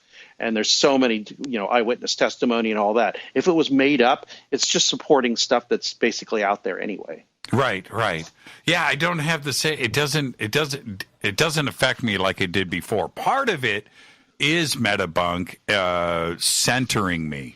Right, pulling me back into the sensible zone. That's yes, it. They're good at that. I've interacted with some of them, and they're all really. I mean, they didn't know who I was, and they've accepted me and said, "I said, look, I'm a pilot, and I've got this, idea about it." And they said, "Oh, wow, really? Okay." And something they hadn't thought of, whatever. It was with one of the Chilean video with the thing in the sky that looked like a contrail that turned off and back on again. I followed that very closely because they were going through a lot of things as a private pilot that I learned about flying and direction and radar and all that other stuff. And they were right. I went through it with a fine-tooth comb So did the I. entire day, and I could find no fault with their reasoning. And I thought, hey, they figured it out. This is great. I mean, the last thing was, well, how does the contrail disappear? Well, that's very easy. I should have known this. I'm paragliding, and suddenly I'm in like completely different feeling air. Well, that means the air has changed temperature. If the air changes temperature in the middle of the sky somewhere, it means that the conditions for vapor to form out of a contrail have changed. So it'll stop when it's in that piece of air. So it's perfectly easy for a contrail to turn off and on very, very suddenly. So, it took a while, but it was really interesting to follow their logic. It just takes a little bit of work. There was one other. I want to ask you this really quick before we get to the break, and when we come back, I want to get to ET writing and your research into that. I think it's fascinating. But before we get there, one thing I was taken aback about was the artistic license that A&E Networks and History Channel did with the gimbal image, where they changed it and altered it to make it look like a UFO with a dome on the top. And I thought that was pretty belligerent, right? Does stuff like that bother you, or is it okay for that type of artistic license to sell a program? It bothers me, but there's nothing you can do about it because it's TV. I don't know how much, I really don't know how much control TTSA has over the production company. They might have a lot, they might not have any. I really don't know. So it may not have been their decision. I really don't know. I was in that show and they had me in to talk about it's like, these people are all intelligent, so you better watch out. And all they said was afterwards, like, yeah, I know we're intelligence, but we're not doing that. We're not pulling a Benowitz, we promise. And that was the end of it.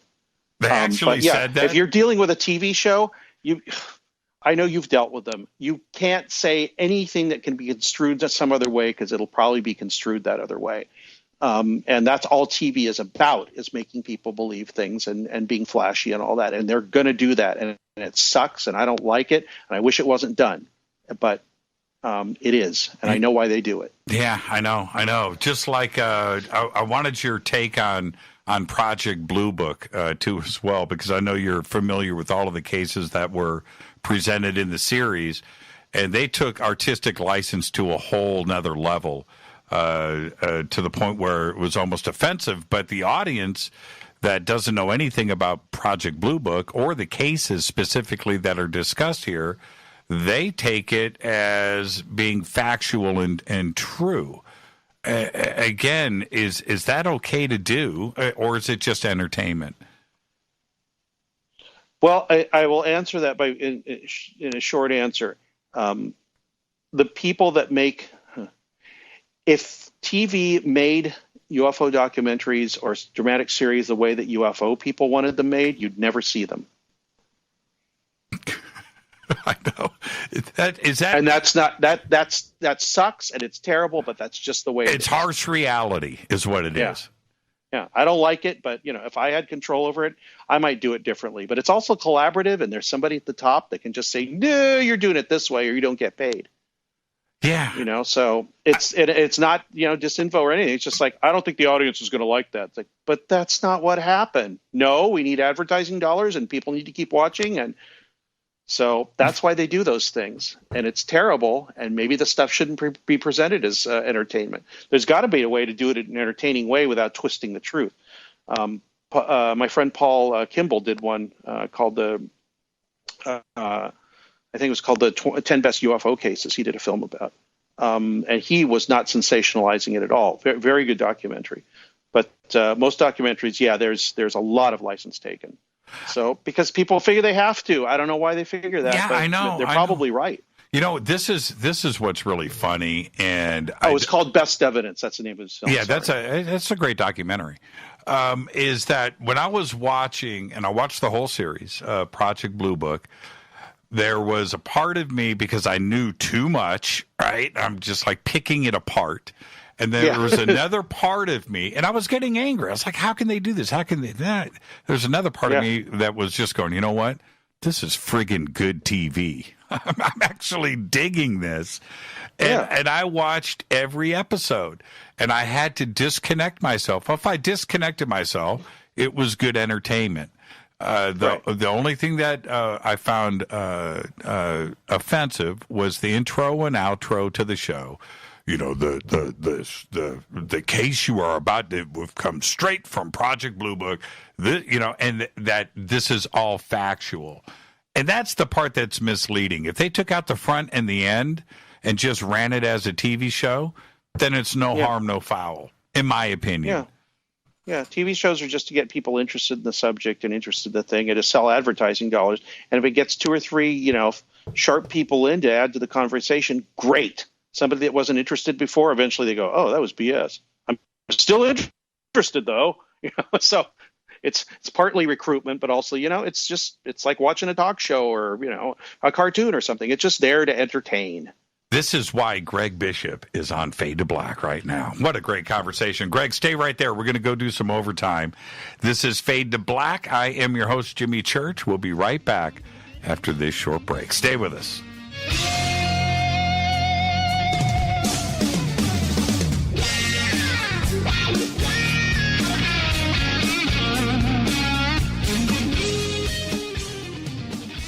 Welcome back. Fade to Black. Our guest tonight, Greg Bishop. We're going into overtime. I didn't get a chance to mention this before the show, that over the weekend, Rita and I binged The Dark Crystal, Age of Resistance. It is out on Netflix. It's a 10-part series. It's like 10 movies, okay? It's 10 movies. A huge investment of your binge-watching time.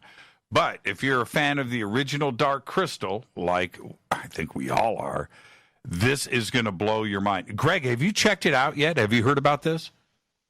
I've heard about it, but I don't. God, the last thing I binge watched was Wild Country, which is mind blowing. Yes.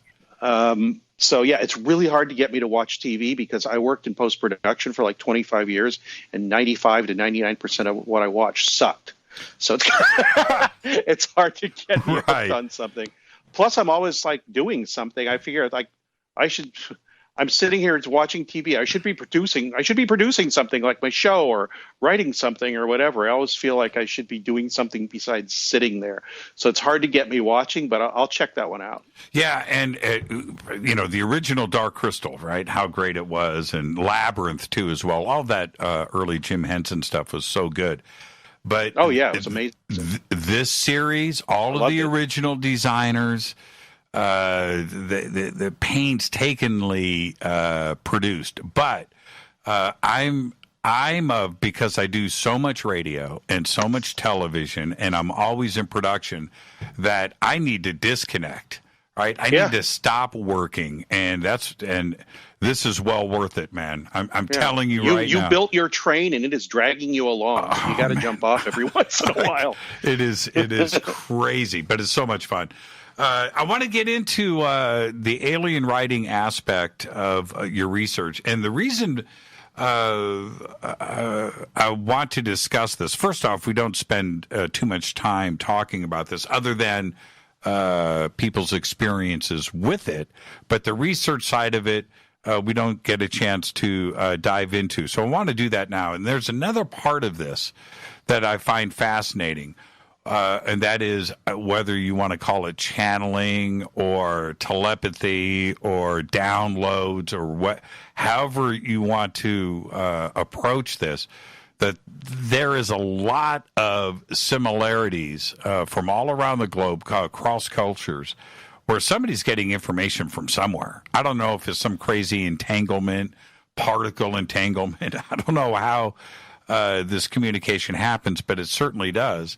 And there's a lot of similarity to it. So I don't know if we want to call it a phenomenon, but it's occurring, isn't it? Yeah,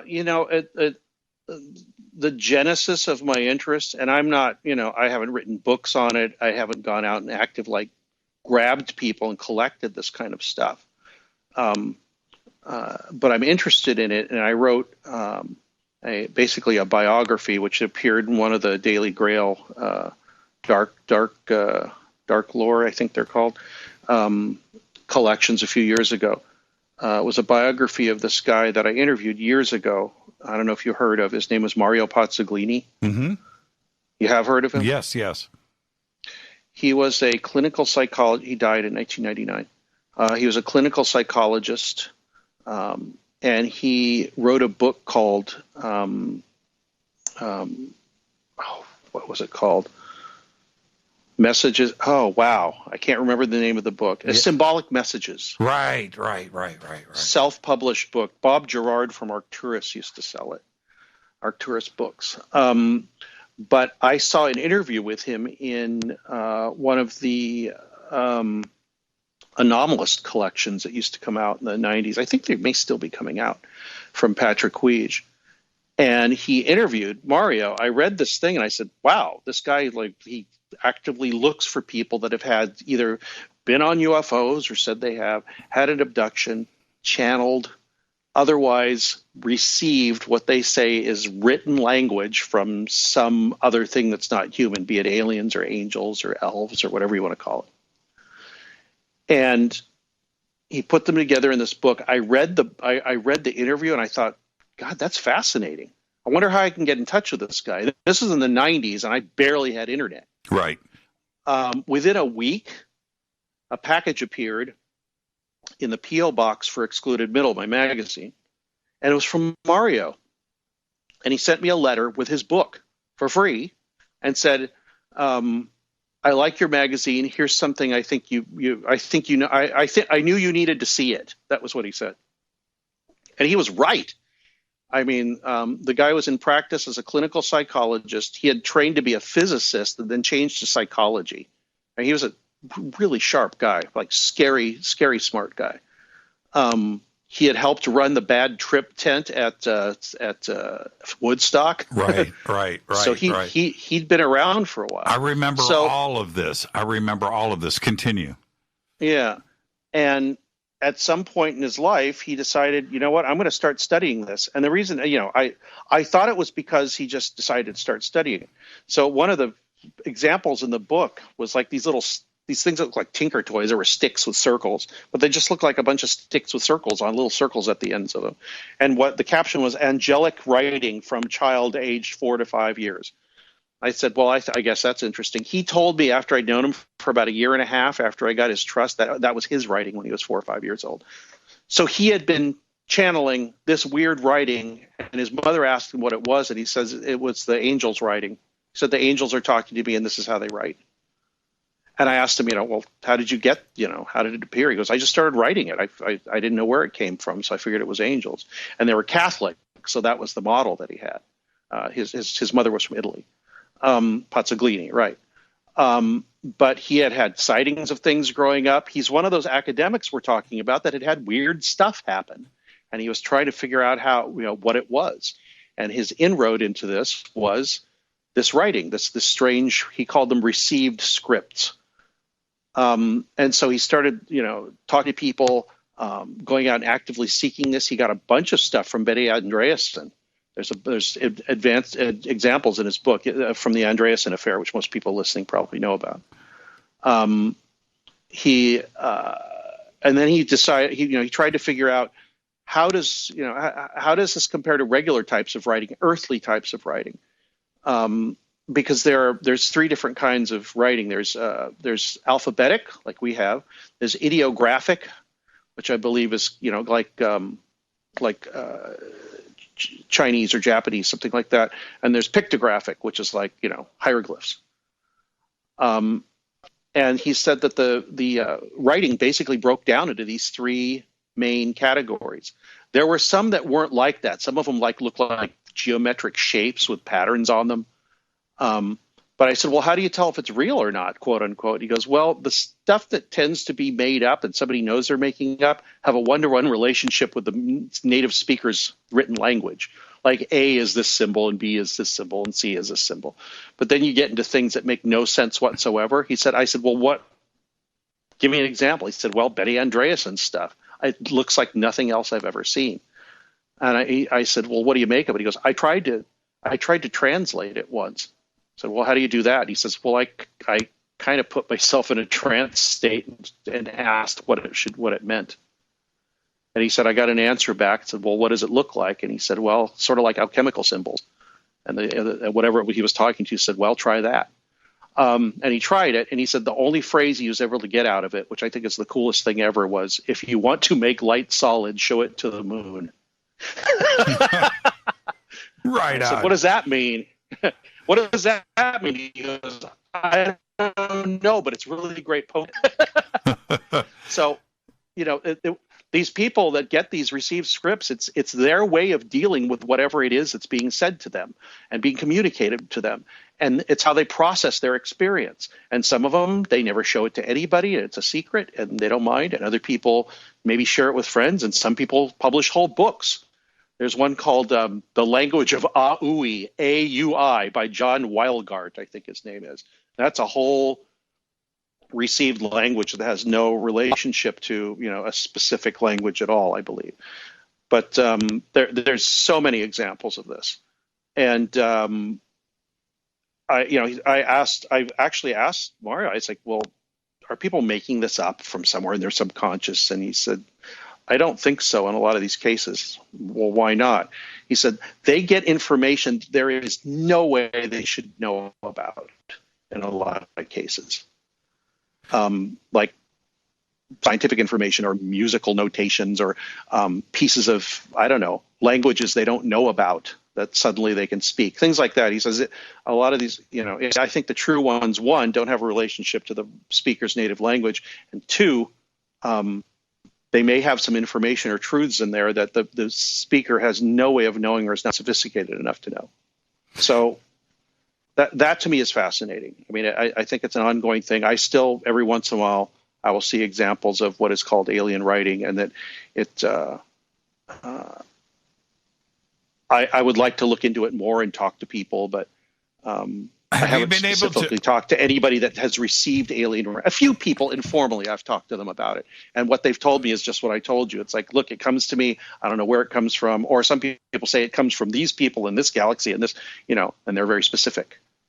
Have you been able to cross-reference some of the symbols, specific symbols, from not only petroglyphs or even Egyptian or other ancient texts, but through different experiencers that have done this and gone back and cross-referenced where there is no way that the exact symbol could have been repeated, not only over time, but over distances too as well? Were you able to hit the holy, the holy grail of cross-referencing something that shouldn't be? Not really.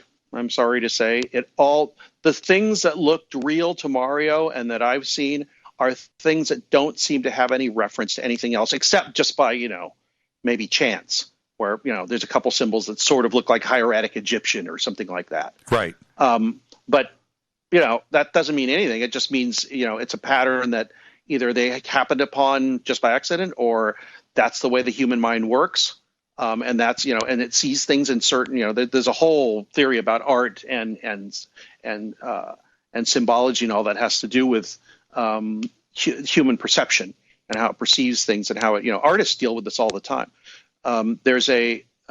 I know people that are obsessed with what symbols are and how your subconscious and how your, even down to your culture and your DNA comes up with that kind of symbol. I'm sorry, I can't be more specific than that. There's also a phenomenon called asemic writing, which is a type of artwork, which are things that look like writing, but they aren't, which are also fascinating. I mean, they're just beautiful, and they're almost like, they're abstract art, and they can give you a certain sense or a feeling or whatever. And that just because of that alien writing background, I'm really interested in that. Asemic, ASEMIC. There's a group for it on Facebook, and you'd find a bunch of it online. What about Peniston's symbols that he recounted that he saw, at Rendlesham? I've never really looked I've seen the symbols, but I've never really looked closely. I would be fascinated to know if somebody has ever found out does he claim that there's a one-to-one relationship with English, or does he even know what they mean? No, I don't. Because a lot of the people I've talked to and Mario talked to tell me, look, I know what they mean and they make sense to me, and they help me understand what's being communicated to me, but they're not useful to other people. Oh, that's interesting. They're very personal. Yeah, almost an emotion, personal. Like it's an emotion, or it's a color, or something like that. It's like, when I see this, I understand whatever it is, the alien or the elf or the angel or the whatever it is trying to say to me. But it's just me. If I show it to you, it makes no sense to you unless you know that alien, elf, or an angel, or extra human being thing. Well, this is to my untrained eye, but when I was looking at some of the stuff from Pasolini back then, because a few things happened at the same time. One, there were some pretty interesting crop circles that were popping up over in England. I was looking at his text. Jackson Guitars came out with a guitar at the time that had these symbols on the neck of the guitar. It was called the Roswell guitar. And I was seeing North American petroglyphs. I was seeing the same stuff on this Roswell guitar. I was seeing the same stuff coming up in England. And it all was kind of gelling at the same time. And all I could say to myself was, there's a similarity here. People are getting downloads that I'm not so sure if they're researching petroglyphs in the American West and recreating those in fields in England, and then turning complicated ones, or like simple ones like spirals. And you know what? I always looked at it like. I think you even just said this, Tinker Toys, right? Where I was, you see the concentric circles with the sticks coming out of it and then joined together. You remember how you could join Tinker Toys with a short stick in between the two, and then it was like that. But you have to look at the ages of the petroglyphs in the American Southwest. What were they seeing? How is the connection happening in England with these crop circles, and then popping up on the Roswell guitar neck? I just thought that this is all. Maybe it was a synchronicity for you. Well, could be, but I was certainly seeing. You're the connecting link there. Ah, man, I would like to. Yeah, that would be fascinating. But the symbolism of its simplicity, I think, is the right word, right? Yeah. That I'm looking for here. But the synchronicity of all of this happening at the same time, I found very, very strange. Maybe it was something that was supposed to be very significant to you personally. I think what you should do after the show tonight, look up the Roswell guitar from Jackson. Look at what's on the neck. Go look at Pasaglini's symbols that are there. Angelic writing, yeah. Right, and go and check that out and see if it doesn't resonate. That if I'm not too far off the mark here. Yeah, I'd like to. There's something called entoptic phenomena too. Is like patterns you see when your eyes are closed or when you press on your eyeballs or whatever. Those show up also in petroglyphs. Another thing that was pointed out, and Mario told me this, and other people sort of confirmed it, is a lot of places where petroglyphs show up have radioactive elements of the rocks. Not enough that's going to hurt anybody or anything like that, but some people seem to think there's a connection with that too. Is Mario still alive? No, he died of pancreatic cancer in 1999. 1999. Yeah, I just got that. Yeah, I'd only known him for like 4 or 5 years. We saw each other at Roswell in 97, and we hung out. So it was the only time I actually got to hang out and talk with him. And we went thrift store shopping because we were bored with the lectures. I said, Mario, you want to go to any lectures? He said, no. And he said, do you want to go thrift store shopping? I said, yeah. So we went, and do you know what a violet ray machine is? No. It is a quack medical device from the teens, 20s, something like that.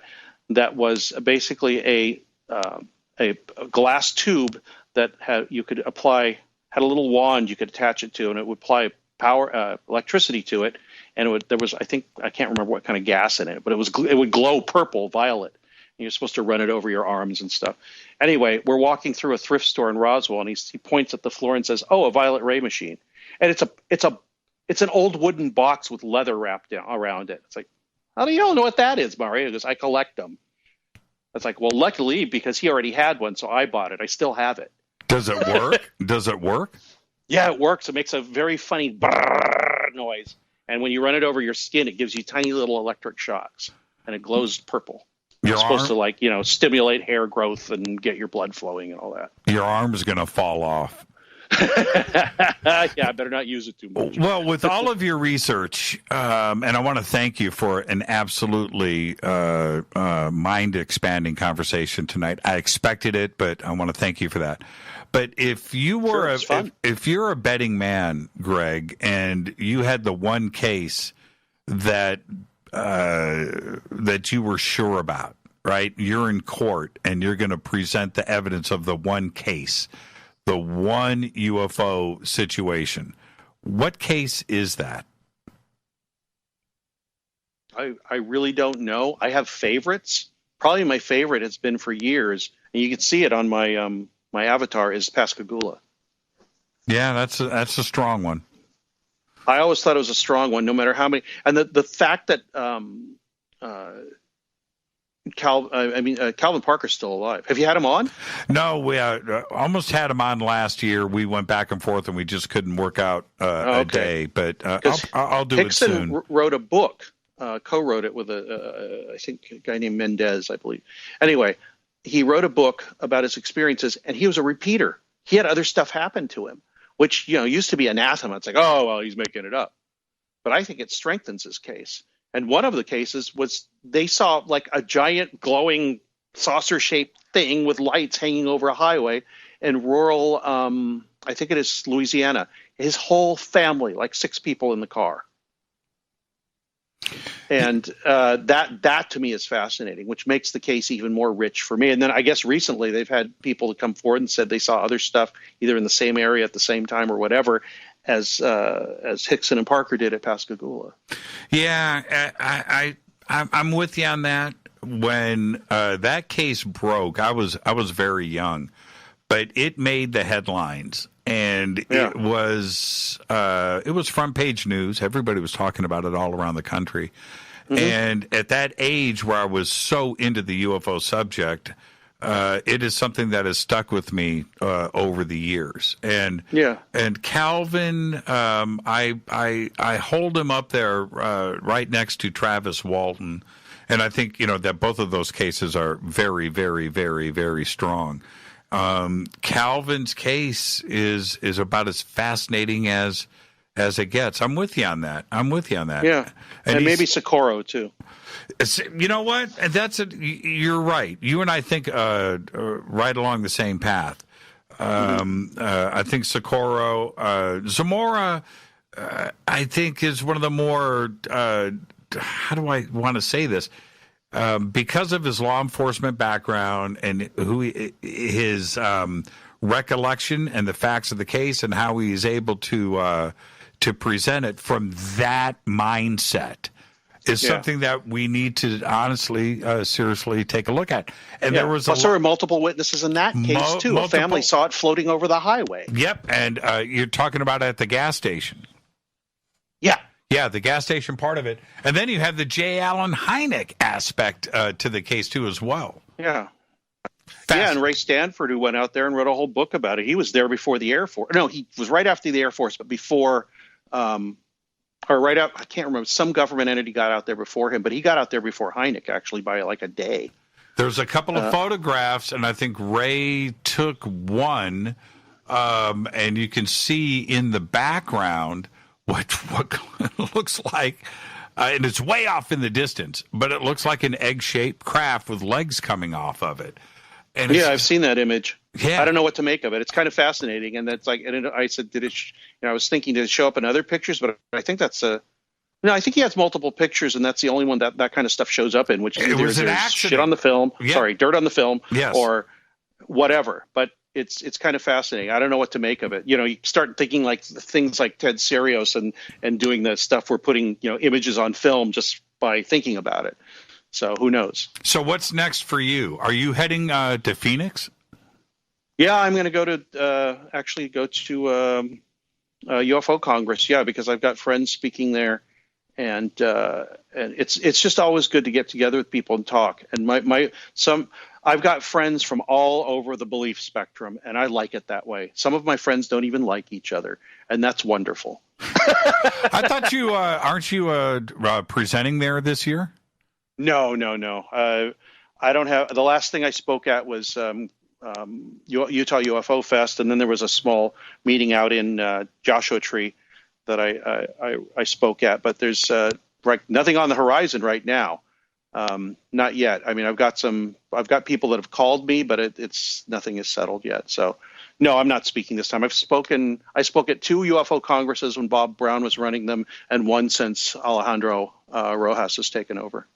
Thank you so much, Greg. And your research is phenomenal. And how often do you release a new podcast?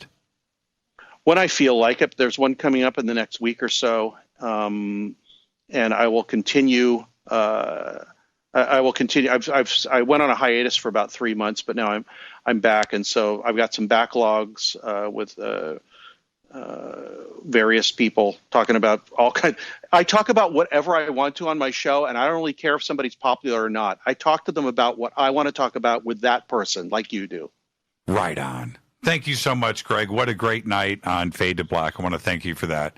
And be safe out there. And it's RadioMysterioso.com, and the links are over at Jimmy Church Radio. You can just click and head straight over.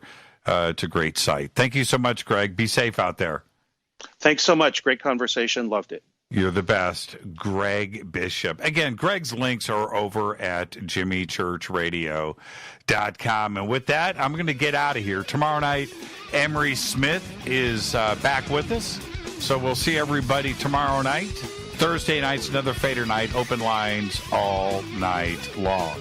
Fade to Black's executive producers, Rita Camurian. Show's produced by Hilton J. Palm, Renee, Dennis, and Bob.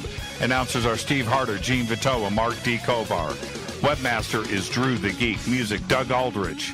Intro, Spaceboy, spaceboymusic.com. Fade to Black is produced by KJCR for the Game Changer Network, and syndication is by KGRA, The Planet.